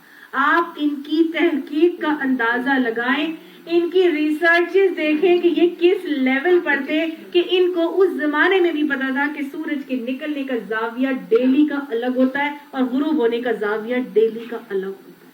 हमें तो कुरान पढ़ने से पहले ये पता ही नहीं था कि सूरज का डेली का जाविया अलग होता है। हम तो ये पता था मशरिक से निकलता है और मगरिब में डूब जाता है कि नहीं। ये कितनी मुतमद्दिन और रिफाइंड और कल्चर्ड और मॉडर्न कौम थी। اس سے زیادہ ماڈرن اور ریفائنڈ اور کلچرڈ متمدد قوم دنیا میں نہیں گزری ہوگی. انتہا سے زیادہ ان کے پاس علوم تھے. اللہ تعالیٰ نے ان کو اتنے سورہ سبا پڑھیں گے تو اس کی ڈیٹیل اس میں آئے گی. اللہ نے انتہا سے زیادہ زرخیز باغات دیے, نہری نظام قائم کیا کہ ان کی وجہ سے ان کے بہت میٹھے پھل ہوتے تھے. پھر ان کو ڈیم بنانے کا ایک فن, آرٹ اور ہنر دیا تھا, اور بندے معارب یہ بڑے بڑے ڈیمز بناتے تھے. پھر ان کا جو علاقہ تھا ایک ایسی جگہ پر تھا کہ ہر گزرنے والا ان کے علاقے سے گزرتا تھا, تو گویا تجارت بڑی بھرپور ان کی طرف سے ہوتی تھی. ان کے اتنے بڑے بڑے محلات ہوتے تھے, عالی شان محلات تعمیر کرتے تھے, اور اس کے اوپر باقاعدہ نقش و نگار سونے کے کرواتے تھے. اور ساتھ ساتھ جو ہے ان کے اندر جو جلایا جاتا تھا نا لکڑیاں خوشبوؤں کے لیے, وہ یا سندل کی یا دار چینی کی لکڑی جلاتے تھے. اور باقاعدہ طور پر جو شپس وہاں سے گزر جاتے تھے تو وہ دور سے ہی پہچان لیتے تھے, خوشبوؤں سے پتہ چل جاتا تھا کہ سبا کا مسکن آ رہا ہے. یعنی اتنی خوبصورت دار چینی کی ویجیٹیبل ڈائز یہ لوگ یوز کیا کرتے تھے. اتنی زرخیزی وہاں پہ تھی, جیسے اب آپ انار ہے, انار کا جو رنگ ہوتا ہے یا اسٹرابیری کا جو رنگ ہوتا ہے, یہ ان کو ویجیٹیبل ڈائز کہتے ہیں. آپ اس کو لے کر یہ کپڑا رنگنے کے لیے استعمال کرتے تھے. ان رنگوں کو, دار چینی کا ایک کلر ہوتا ہے, اس کو لے کے کپڑے کو ڈائی کرنا, تو گویا یہ ویجیٹیبل ڈائز یوز کرتے تھے. یہ بہت ہی متمدن قوم تھی. اب ان کے ساتھ کیا ہوا, جب اتنی اللہ تعالیٰ نے ان کو مالا مال کیا تو تخت بھی اس کا بڑا عظیم الشان تھا کہ سونے چاندی مروارید اور جڑاؤ اور ہر چیز اس کے ساتھ موجود ہے. اتنا عظیم الشان تخت جہاں رکھا جاتا تھا نا, تو وہاں پہ جو وزارت تھی اس عورت کی, اس کی وزارت میں وزیر کتنے تھے بھلا؟ 312 وزیر تھے اس کے پاس, اور ہر وزیر کے انڈر 12,000 کی نفری موجود تھی. اب اس سے اندازہ لگائیں یہ کتنی بڑی ان کی مملکت تھی. میں نے دیکھا کہ وہ اس کی قوم, یعنی اللہ نے اتنا کچھ اس کو دیا ہوا ہے, تو وہ اس کی قوم اللہ کے بجائے سورج کو سجدہ کرتی. تو گویا ہدہد بھی حیران تھا, اللہ کی مخلوق بھی حیران ہوتی ہے کہ اللہ نے اتنی نعمتوں سے مالا مال کیا ہے, لیکن اللہ کے آگے سجدہ کرنے کے بجائے وہ کس کو سجدہ کر رہے ہیں؟ سورج کو. ہر چمکنے والی چیز کی گرویدہ ہے اور اسی کی پجاری ہے, اور اسی کو سجدے کر رہی ہے. کس کو سجدہ کرنا چاہیے تھا؟ اس کو سجدہ کرنا چاہیے تھا جس نے یہ سب کچھ دیا ہے, جس نے ان چیزوں سے نوازا ہے. سجدہ تو اس کو کرنا چاہیے تھا. اللہ کی مخلوق حیران ہوتی ہے, اللہ کی وہ مخلوق ہم پر بھی حیران ہوتی ہوگی نا. حدیث میں آتا ہے کہ جب انسان نماز پڑھنے کے بعد دعا مانگے بغیر ہی اٹھ جاتا ہے تو فرشتے حیران ہوتے ہیں کہ اس نے نماز پڑھی اور دعا ہی نہیں مانگی. تو اللہ کی مخلوق حیران ہوتی ہے انسان کے اوپر کہ اللہ نے اتنا کچھ تجھے توفیق دے دی, اتنی چیزوں سے مالا مال کر دیا, اور تو جاتا ہے دوسروں کے دروں پر اور دوسروں کے درباروں پر اور نیازیں اور منتیں اور مرادیں چڑھانے کے لیے تو وہاں چلا جاتا ہے. اللہ نے تجھے دیا, اللہ نے سب کچھ کیا, اللہ نے تجھے نماز کی توفیق دے دی, تو نے اللہ سے عبادت کر کے, وہ اتنی اچھی عبادت کر کے تو نے دعا ہی نہیں مانگی. تو جو بھی مانگتا اللہ تعالیٰ اس کو قبول کر لیتے. ہم قرآن کی محفل کے بعد دعا مانگتے ہیں. کیوں مانگتے ہیں؟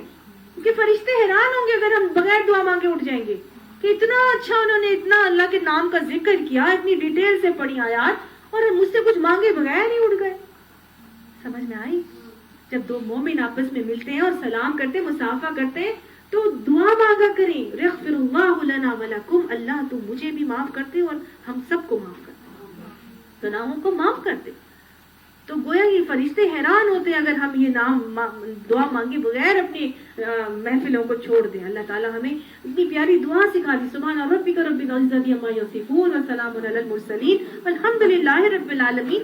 اللہ تعالیٰ عبادت کا اجر بڑھا دیا کرتے.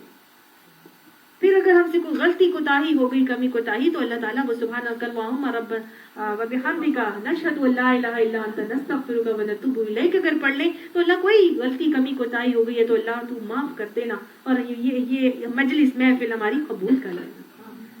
تو گویا اب وہ بھی حیران ہے.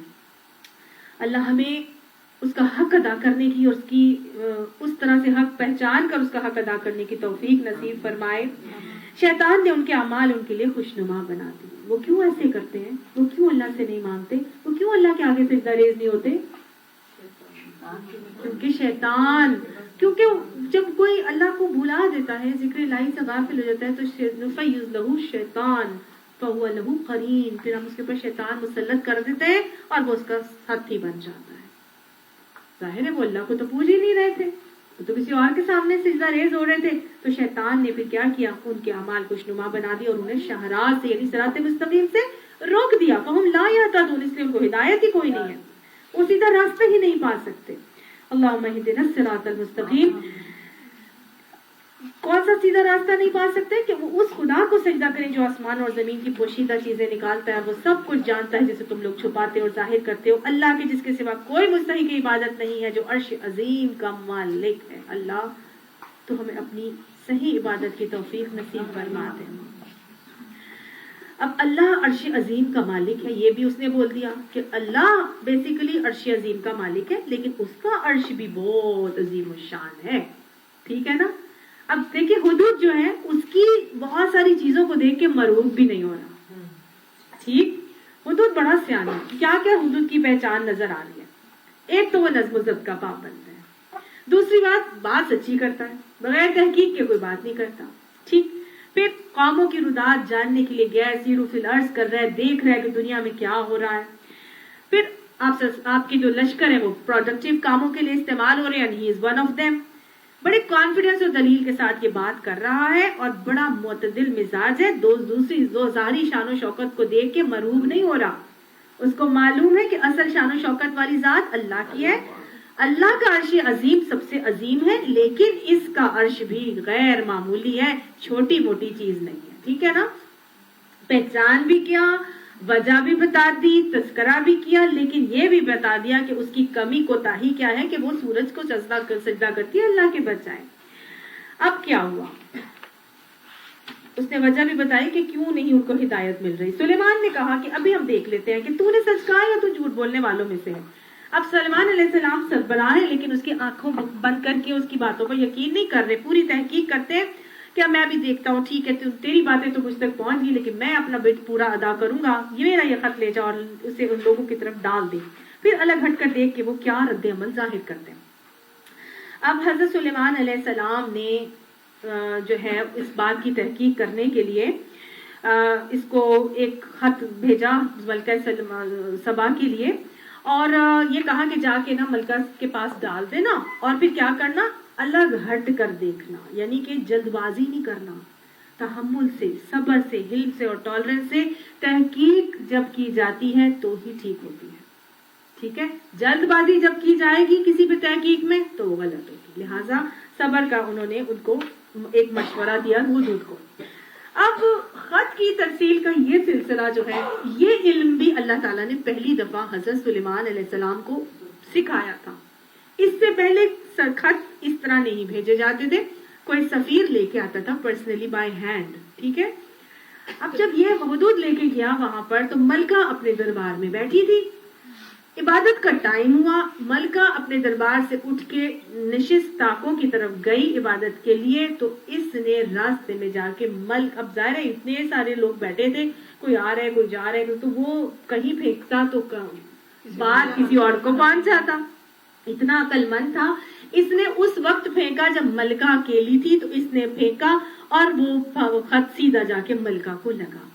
اب ملکہ نے دیکھا کہ تو خط آیا ہے، تو ملکہ بہت حیران ہوئی، کیونکہ خط کی ترسیل کا یہ طریقہ اس کے لیے بالکل نیا تھا، ٹھیک ہے۔ اس نے ملکہ بولی، اے اہل دربار، میری طرف ایک بڑا اہم خط پھینکا گیا ہے۔ اب اہم کیسے تھا، ایک تو یہ کہ طریقہ بالکل نیا تھا، اس نے کہا کہ یہ جو پرندوں کو کوئی استعمال کر رہا ہے، گویا وہ پرندوں کے اوپر کنٹرول رکھتا ہے، پرندوں کو جانتا ہے، سمجھتا ہے، پرندے اس کے انڈر ہیں، تو یہ کوئی ایک چھوٹی موٹی چیز نہیں کہ وہ پرندوں سے کوئی کام کروا رہا ہے، وہ سلیمان علیہ السلام کی جانب سے ہے۔ دوسری بات کیا تھی، خط اہم کیوں تھا، کیونکہ سب کو معلوم تھا اس زمانے کا سپر پاور سلیمان علیہ السلام ہے، ٹھیک ہے، تو سلیمان علیہ السلام کی جانب سے وہ آیا ہے، اور اللہ رحمان و رحیم کے نام سے شروع کیا گیا ہے، گویا ایک زمانے کی سپر پاور کی طرف سے آ رہا ہے۔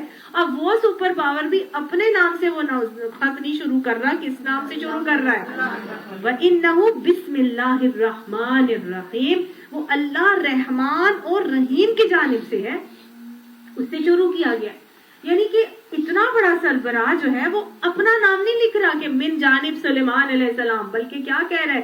اللہ کے نام سے شروع کر کے وہ پھر کہتا ہے میری سلیمان علیہ السلام کی جانب سے. گویا اتنا بڑا حاکم اگر کسی کو اپنا حاکم بنایا ہوا ہے، اتنا بڑا حاکم اگر اپنے سے سپیریئر کسی اور کو سمجھتا ہے تو گویا اس سے بھی اونچی کوئی ذات اور ہستی ہے. چوتھی بات اس کے اندر یہ ہے کہ مضمون یہ ہے کہ میرے مقابلے میں سرکشی نہ کرو اور مسلم ہو کر میرے پاس حاضر ہو جاؤ. گویا خط کا جو مضمون تھا وہ بہت روب والا تھا. ٹھیک ہے، کیا کہا جا رہا ہے؟ میرے مقابلے میں سرکشی نہ کرو اور فرما بردار ہو کر میرے پاس حاضر ہو جاؤ. اپنے حضوری کا تقاضا کیا جا رہا ہے، آرڈر دیا جا رہا ہے، ایک روب سے بات کی جا رہی ہے. تو یہ چاروں باتیں اس کے لیے بہت اہم تھی، بہت ان یوزول تھی. اور نبی صلی اللہ علیہ وسلم کا بھی ہمیں اسی طرح کا طریقہ نظر آتا ہے کہ جب آپ صلی اللہ علیہ وسلم کسی کو خط بھیجوایا کرتے تھے تو وہ بھی اللہ کے نام سے شروع کیا کرتے تھے اور بعد میں رسول اللہ صلی اللہ علیہ وسلم کا نام آتا تھا. ٹھیک ہے، اور دین وہی ہے، سارے نبیوں کا بھی وہی طریقہ تھے. اب انہوں نے بھی ایسا ہی کیا.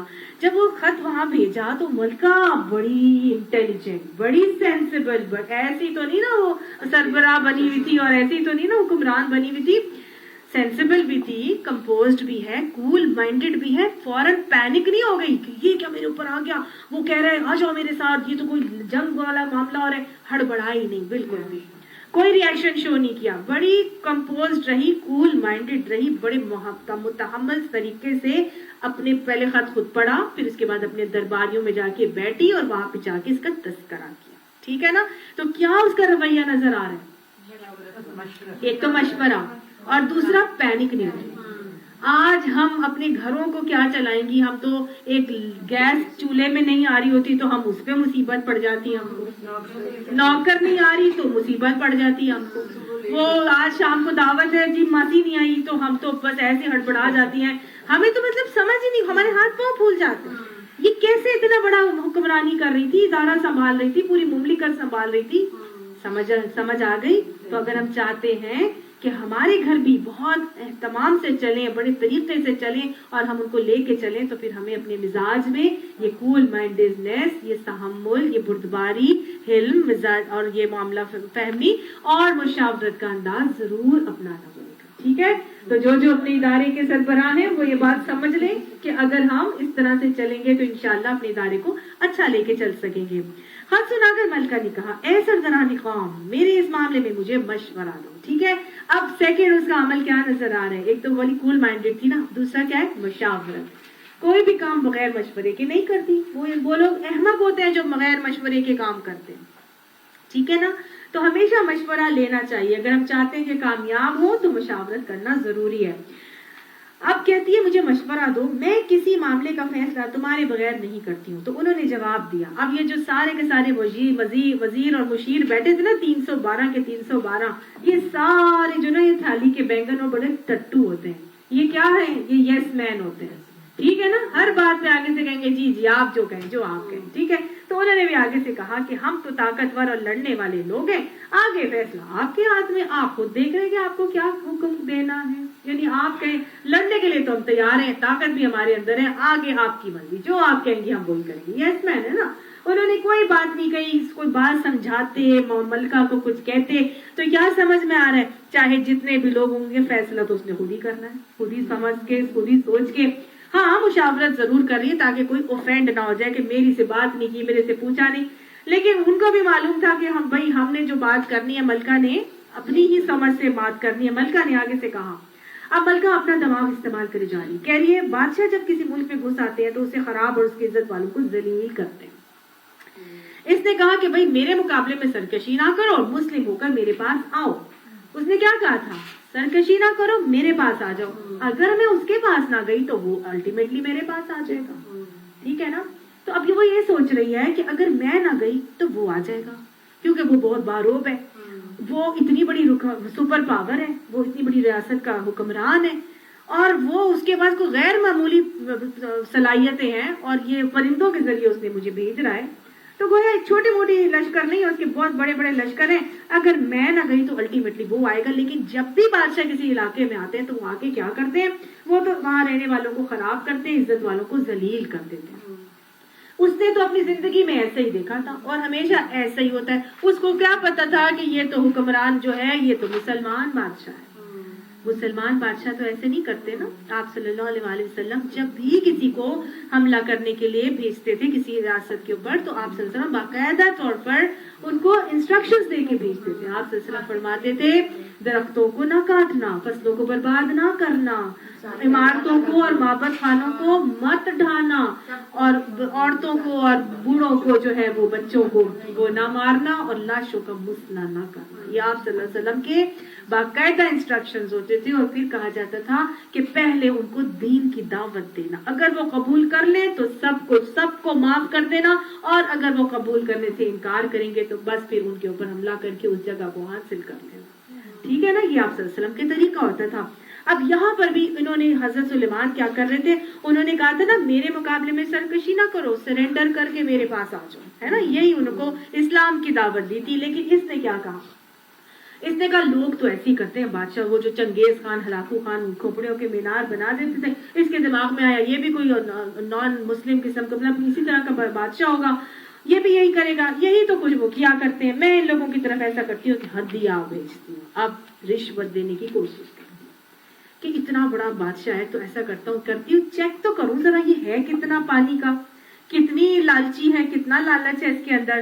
میں ایسا کرتا ہوں. اب ظاہر ہے کسی کو تحفے ہدیے دیتے ہیں تو وہ خود ہی آپ کے انڈر ہو جاتا ہے، وہ خود ہی لڑائی تحفے دیا کرو، اس سے محبت بڑھتی ہے، کینہ جاتا رہتا ہے. ٹھیک ہے. اس کو بھی شاید کچھ پتا ہوگا ایسی بات، یا اس کو پتا ہوگا کہ بھئی لالچ دوں گی تو شاید یہ بندہ جو ہے وہ مان جائے. پھر دیکھتی ہوں کہ میری ایلچی کیا جواب لے کر پلٹتے ہیں. اب یہ سلیمان علیہ السلام کو آزمانے کا معاملہ کرتی ہے، اور سلیمان علیہ السلام کے پاس روایات سے پتہ چلتا ہے سونے کی اینٹیں بھیجتی ہے. اب جب وہاں پر ملکہ کا سفیر پہنچتا ہے تو اس نے کہا کیا تم لوگ مال سے میری مدد کرنا چاہتے ہو؟ یعنی کہ تم مجھے رشوت دیتے ہو مال کی. تم کہتے ہو کہ حضرت سلیمان علیہ السلام دیکھیے اتنی ساری چیزوں اور نعمتوں کے باوجود وہ حرص اور طمع اور لالچ کا شکار نہیں. وہ ہے نا انہو لحب الخیر لشدید، مال کی محبت ان کے اندر نہیں تھی. ٹھیک ہے نا. مال کی محبت بھی نہیں تھی، الہاکم التکاثر کا شکار بھی نہیں تھے کہ اور بھی آ جائے. تو آگے سے وہ فوراً کہتے کہ تم مجھے مال دینا چاہتے ہو، جو کچھ خدا نے مجھے دے رکھا ہے وہ تو اس سے بہت زیادہ ہے جو تمہیں دے رکھا ہے. یعنی تم کیا سمجھتے ہو مجھے کمی ہے کسی چیز کی؟ لیکن حضرت سلیمان علیہ السلام میں کہیں مال کی محبت نظر نہیں آ رہی. انہوں نے کہا تمہارا ہدیہ تمہیں کو مبارک رہے، لے جاؤ اپنی یہ چیزیں ساری لے جاؤ. اے سفیر واپس جا اپنے بھیجنے والوں کی طرف، ہم ان پر ایسے لشکر لائیں گے جن کا مقابلہ وہ نہیں کر سکے، اور ہم انہیں ایسی ذلت کے ساتھ وہاں سے نکالیں گے کہ وہ خوار ہو کر رہ جائیں گے. اب یہ جو درباری تھا یہ تو وہاں سے پلٹا، سفیر جو تھا یہ واپس چلا گیا کہ بھائی انہوں نے تو سارے تحائف لینے سے انکار کر دیا ہے، تو لہٰذا میں کیا کروں، اب میں تو جو ہے کچھ بھی نہیں کر سکتا، یہ تو بادشاہ نے تو آنا ہی آنا ہے. اب حضرت سلیمان علیہ السلام کو یہ بات سمجھ میں آ گئی تھی کہ یہ بندہ جب وہاں جائے گا تو ملکہ نے تو الٹیمیٹلی آنا ہی آنا ہے، کیونکہ یہاں آ کے سفیر ہماری ساری شان و شوکت دیکھ چکا ہے اور یہ ساری چیزیں وہاں دیکھ چکا ہے. الٹیمیٹلی وہ تابع فرمان ہو کے اب سر اطاعت خم کر کے ادھر ضرور آئے گی. اتنا تو حضرت سلیمان علیہ السلام کو ایک اندازہ ہو گیا. لہٰذا جنات کو انہوں نے فوراً حکم دیا کہ جلدی جلدی بڑی بڑی تعمیرات کرو. ویسے بھی وہ تعمیرات کرتے تھے، بڑی بڑی عمارتیں بناتے تھے اپنے شان و شوکت اور رعب اور دبدبے کو قائم کرنے کے لیے کہ مسلم ریاست کے سربراہوں میں، مسلم ریاستوں میں بہت کچھ ہوتا ہے، اللہ تعالیٰ نے ان کو بہت نوازا ہوتا ہے. بڑی بڑی عمارتیں تعمیر کروا دی. وہ جنات لشکر کے لشکر انہوں نے لگا دی اور بڑی بڑی عمارتیں تعمیر ہو رہی ہیں. اگر مسلم ریاست میں کچھ ایسی تعمیرات قائم کی جائیں جو مسلمانوں کا رعب اور دبدبا پیدا کرنے کے لیے بنائی جاتی ہیں تو یہ اسلام میں منع نہیں ہے. ٹھیک ہے. ہاں انہوں نے بھی رعب اور دبدبا قائم کرنے کے لیے ایسی عورت کے لیے جو ایک ایسی قوم کی حکمران تھی جس کو بہت نعمتوں سے مالا مال کیا گیا تھا، اس کو مروب کرنے کے لیے حضرت سلیمان علیہ السلام نے بڑی بڑی بلڈنگز بنائی. ٹھیک ہے. اب یہ بنوائی تو ساتھ بھی حضرت سلیمان علیہ السلام نے کہا اے اہل دربار تم میں سے کون اس کا تخت میرے پاس لاتا ہے. گویا تخت بہت तारीफ की गई थी तख्त की। अब तख्त एक ऐसी चीज थी कि हजरत सुलेमान अलैहिस्सलाम को हुआ कि कुछ ऐसा किया जाए कि वो मरूब हुए बगैर रह ही ना सके। तो उन्होंने कहा कि कौन उसका तख्त इधर लेके आएगा, कबल इसके कि वो लोग मुती होकर मेरे पास हाजिर हो। मतलब उनके आने से पहले, आना तो उन्होंने है ही है, लेकिन कौन उनके आने से पहले तख्त ला सकता है। अब मलका अपना तख्त जो है ना वो जंजीरों पे बांध बूंद के बड़ा सख्ती से उसको ना महफूज करके ना तो वहां से निकली अपने लश्कर समेत। अब जब वहां जहां पर हजरत सुलेमान अलैहिस्सलाम बात कर रहे हैं, कौन लेकर आता है इससे पहले कि वो लोग आए। जिन्होंने से एक कवि हैकल ने अर्ज किया कि मैं इसे हासिल कर दूंगा कबल इसके कि आप अपनी जगह से उठे, मैं इसकी ताकत रखता हूँ और अमानतदार भी हूँ। अब एक कवि हैकल जिन भी कितना बड़ा होता है। कवि हैकल जिन भी हमारे इंसानों के 10 साल के बच्चे से ज्यादा बड़ा नहीं होता, लेकिन जिन्हों को अल्लाह 3 फुट, सही कह रही है। अब जिन्हों को अल्लाह ताला ने ये ताकत और इख्तियार दिया होता है कि वो फासले जो है ना वो सेकंड्स में तय कर लेते हैं और बोझ लाना उनके लिए आसान होता है, मुश्किल नहीं होता। तो एक कवि हैकल जिन जो था उसने कहा कि मैं ले आता हूँ कबल इसके कि आप अपनी जगह से उठें, मैं इसकी ताकत भी रखता हूँ और अमानतदार भी हूँ। गोया किसी हीरे को, किसी जमुर्रत को, किसी जो उसपे ऊपर मरवारीद लगे, मैं कोई इधर से उधर नहीं करूंगा, अमानत से वो तख्त आप तक पहुंचाऊंगा। जिस शख्स के पास किताब का इल्म था वो बोला। अब यहाँ कहा जा रहा है क़ाल लज़ी इंदहु इल्मुम मिनल किताबी। अब ये कौन सी किताब का इल्म था, ये कौन सी अल किताब है, कौन सा इल्म था अल्लाह ताला ने उसको दिया था, इसके बारे में मालूम नहीं है। किसी रिवायत से, किसी तफसीर में कहीं भी नहीं आता कि ये कौन सा शख्स था, उसके पास कौन सा इल्म था। लेकिन ये है कि उसके पास कोई इल्म जरूर था। और इल्म कैसा था? इल्म कभी भी बेकार नहीं होता। इल्म क्या था? वो बोला कि मैं आपकी पलक झपकने से पहले उसे लाई देता हूँ। गोया पलक दूसरा कोई शख्स था। जिन ने कहा था मैं उससे पहले कि आप अपनी जगह से उठे, इस बंदे ने कहा पलक झपकने से पहले, यानी विद इन मिली सेकेंड्स में वो ला देता हूँ। समझने की बात यहाँ पर यह है कि हजरत सुलेमान अलैहिस्सलाम के पास कितनी पाए के लोग और तादाद और नफरी मौजूद थे। सही कैसे कैसे उनके पास जो है लश्कर में लोग शामिल थे, कितने बासलाहियत लोग शामिल थे। जो ही के सुलेमान ने वो तख्त अपने पास रखा हुआ देखा, गोया उसने सेकंड्स में वो तख्त जो है वो लाके, विद इन सेकंड्स वो लाके तख्त पूरे का पूरा हजरत सुलेमान अलैहिस्सलाम के सामने पलक झपकने से पहले लेके आ गया। अब हजरत सुलेमान अलैहिस्सलाम फिर गरूर और तकब्बुर में आ जाते कि वाह वाह, मेरे पास तो इतने बड़े बड़े आलिम मौजूद है, कैसे कैसे इल्म है उनके पास, कैसी मेरी बासलाहियत लोग मेरे अंडर काम करते हैं। नहीं, क्या कहते हैं? काला, कहने लगे हाज़ा मिन फज़्ल रब्बी, ये मेरे रब का फजल है। क्यों है? क्यों अल्लाह ताला ने मुझे इतनी सारी नेमतें, इतना फजल अल्लाह ने मुझे क्यों दिया? लियब्लुवनी अशकुरु अम अकफुर, ताकि वो मुझे आजमा कर देखे कि मैं शुक्र करता हूँ या मैं कुफर करता हूँ। इतनी बड़ी बासलाहियत नेमत के बाद में, और आप सोच भी नहीं सकते कि विद इन आप कहेंगे 10th ऑफ अ सेकेंड भी कोई हमारे पास हम एकदम से कुछ कर ले।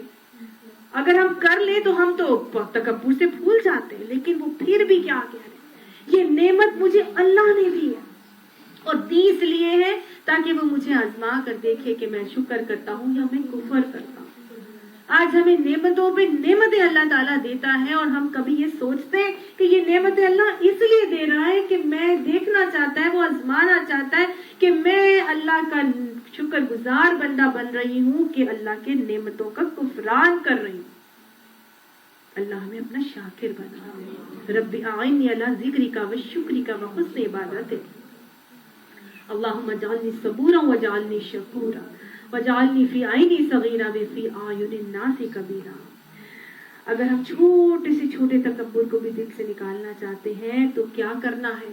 जिक्र और शुक्र के तरीके पर अपने आप को आमिल कर लीजिए। अल्लाह के शुक्रगुजार बंदे बन जाइए। जो जाकिर है, जो शाकिर है, वो अल्लाह ताला उसके दिल में तकब्बुर नहीं डाले, उसके अंदर तकब्बुर जड़ नहीं पकड़ सकता। ठीक है ना? तो बहुत जरूरी है कि हम हर नेमत पे ये देखें कि अल्लाह ताला ये मुझे, ये अल्लाह का फजल है और ये आजमाया जा रहा हूँ, मैं आजमाई जा रही हूँ। اور اللہ ताला ने आगे फरमाया वमन शकरा फइन्नमा यशकुरु लिनफ्सी, जो शुक्र करता है वो अपने नफ्स के लिए करता है ना। अल्लाह को मेरे और आपके शुक्र की कोई जरूरत नहीं, वो शुक्र मेरे आप लिए फायदा है। अल्लाह ताला फरमाता है ए मेरे बंदे, अगर अव्वल से आखिर तक तुम सब इंसान और जिन और अपने से ज्यादा मुत्तकी शख्स के जैसे भी हो जाओ और उससे मेरी बादशाही में कोई इजाफा नहीं होगा, और ए मेरे बंदो तुम सब जिनों इंस अपने सबसे ज्यादा बदतरीन से बदतरीन भी हो जाओ तो फिर भी मेरी कायनात में कोई कमी नहीं आएगी। सही ना। आगे कहा मेरे बंदो ये तुम्हारा अपने अमल ही है जिनका मैं तुम्हारे हिसाब में शुमार करता हूँ, यानी तुम शक्र करोगे तो तुम्हें ज्यादा दूंगा और फिर तुम्हें नामाल की पूरी जजा देता हूँ। लिहाजा जिसे कोई भलाई नसीब हो उसे चाहिए कि अल्लाह का शुक्र अदा करे, और जिसे कुछ और नसीब हो तो वो अपने आप ही को मलामत करे। ठीक है ना। तो ये तो आप अल्लाह ताला ने मुझे और आपको बता दिया, शुक्र करोगे तो इसका फायदा तुम्हें ही है, वरना कोई ना शुक्री करे तो मेरा रब्बे नियाज और अपनी जात में आप बुजुर्ग है। सुलेमान ने कहा अनजान तरीके से इसका तख्त इसके सामने रख दो, देखे कि वो सही बात तक पहुंचती है या उन लोगों में से है जो राह रास्त नहीं पाते। अब हजरत सुलेमान अलैहिस्सलाम मलका सबा का 2 इम्तिहान लेंगे, 2 तरह से इसको आजमाएंगे। ठीक है। इसने हजरत सुलेमान का एक आजमाइश की थी रिश्वत देके, सोने की ईंटें भेज के। हजरत सुलेमान अब 2 तरीकों से आजमाएंगे। ठीक है। मलका जब हाजिर तो उससे कहा गया कि क्या तेरा तख्त ऐसा ही है? वो कहने लगी, बड़ा इनडायरेक्ट सवाल किया कि क्या तेरा तख्त ऐसा ही है? तो वो कहने लगी ये तो गोया वही है। उसने आगे से ये नहीं कहा हाँ ये तुम चोर हो, तुम डाकू हो, लुटेरे, मेरा तख्त उठा के ले आई, कोई ऐसी बात नहीं। आगे से कहती है ये तो गोया वही है। इसकी बात से पता चल रहा है कि जब ये रियासत में दाखिल हुई थी तो बड़ी बड़ी इमारतें देखकर, इतने बड़े लश्कर देख कर रोब तो वहीं तारी हो गया। ठीक है ना, इम्प्रेस तो वहीं हो गई थी। अब जब जितना बड़ा अपना ही तख्त अपने सामने रखे हुए देख रही है तो कहती है ये तो गोया वही लगता है मुझे। ठीक है, हम तो पहले ही जान गए थे और हमने सर-ए-ताज झुका दिया था। जो गोया जब मलका सबा ने ओपन माइंडेड होकर सारी निशानियां वाजे देखी कि इतना बड़ा सरबराह और हुक्मरान भी किसी और को अपने से सुपीरियर समझ रहा है और उसी के आगे सर को झुका रहा है, उसी की अताअत कर रहा है, तो फिर उसने कह दिया मैं तो पहले ही मान चुकी थी, मैं तो पहले ही सर-ए-ताज झुका दिया था। उसको ईमान लाने से जिस चीज ने रोक रखा था, अब अल्लाह ताला फरमा रहे हैं कि उसको ईमान लाने से जिस चीज ने रोक रखा था वो उन माबूदों की इबादत थी जिन्हें वो अल्लाह के सिवाय पूजती थी। यानी वो एक मुशरिक कौम से थी और उसने कभी जिंदगी में अपने देखा ही नहीं था कि अल्लाह के अलावा मतलब अल्लाह को भी सिजदा किया जाता है। ठीक है ना। वो हमेशा ऐसे ही लोगों को देखती रही और क्योंकि वो एक काफिर कौम से थी, यानी उसने अपनी जिंदगी में कभी ऐसा नहीं देखा था। लेकिन जब उसने अपनी आंखों से वाज़ेह निशानियां देख ली तो हर किस्म की हठधर्मी, जिद और ढिठाई, तकब्बुर, हुब्बे दुनिया अना निकल गई और उसने फौरन सर-ए-ताज खम कर दिया। अब हजरत सुलेमान अलैहिस्सलाम ने उसको और आजमाया, मजीद आजमाया। जैसे कहते हैं ठोक बजा के देखते हैं कि पक्का है कि नहीं। तो उन्होंने अब उससे कहा गया महल में दाखिल हो जाओ। अब ये महल कैसे थे कि ये जो जिन्नात महल तामीर करते थे इनके फर्श निहायत शीशे की तरह होते थे, या ये कहा जाता था कि शीशे के फर्श बना के नीचे पानी होता था तो ऐसा लगता था कि जैसे हम पानी पे चल रहे हैं, शीशा नजर ही नहीं आता था, इतने साफ शफाफ होते थे। और इनका महल में दाखिल हो जाओ, यह फाइनल आजमाइश है। जो इसने देखा तो समझी कि पानी का हौज है और उतरने के लिए उसने अपने पांचे उठा लिए। सुलेमान अलैहिस्सलाम ने कहा यह शीशे का चिकना फर्श है। इस पर वो पुकार उठी, ऐ मेरे रब, आज तक मैं अपने नफ्स पर बड़ा जुल्म करती रही और अब मैंने सुलेमान अलैहिस्सलाम के साथ अल्लाह रब्बुल आलमीन की अताअत कबूल कर ली। हज़रत सुलेमान अलैहिस्सलाम ने फाइनल आजमाइश उसकी की, उसको कहा इस पे चढ़ो, और उसने देखा कि ये तो पानी है, मेरे पाँव गीले ना हो जाए, तो उसने अपने पांचे उठा लिए। पांचे उठाना, यहाँ पर नोट करने की बात यह है कि उन्होंने हजरत सुलेमान अलैहिस्सलाम ने उसके पांचे उठाने को पसंद नहीं किया, फौरन बोला कि ये शीशे का चिकना फर्श है, लेकिन पांचे क्यों उठा रही हो? पांचे उठाना मुशरिक खवातीन का तरीका है, टखने नंगे करना मुशरिक खवातीन का तरीका है। जंगे बदर में जब आप सल्लल्लाहु अलैहि वसल्लम के सहाबाए कराम की रिवायात आती है कि जब उनको शिकस्त हुई थी बदर के बाद, तो वो कहते हैं कि हम देख रहे थे कि मुशरिकीन की खवातीन जो हैं वो अपनी टांगों से कपड़ा उठा के ना वो टखनों नंगे करके भाग रही थी, गोया सरपट दौड़ रही थी, तो उनकी पिंडलियां नजर आ रही थी। और اس چیز کو بالکل پسند نہیں کیا. مومن خواتین کا یہ سطر ہے کہ اس کی پنڈلی نہیں نظر آئے گی, ایک بال برابر بھی علاقہ اس کے سطر کا کسی اور کے سامنے نہیں کھلے گا.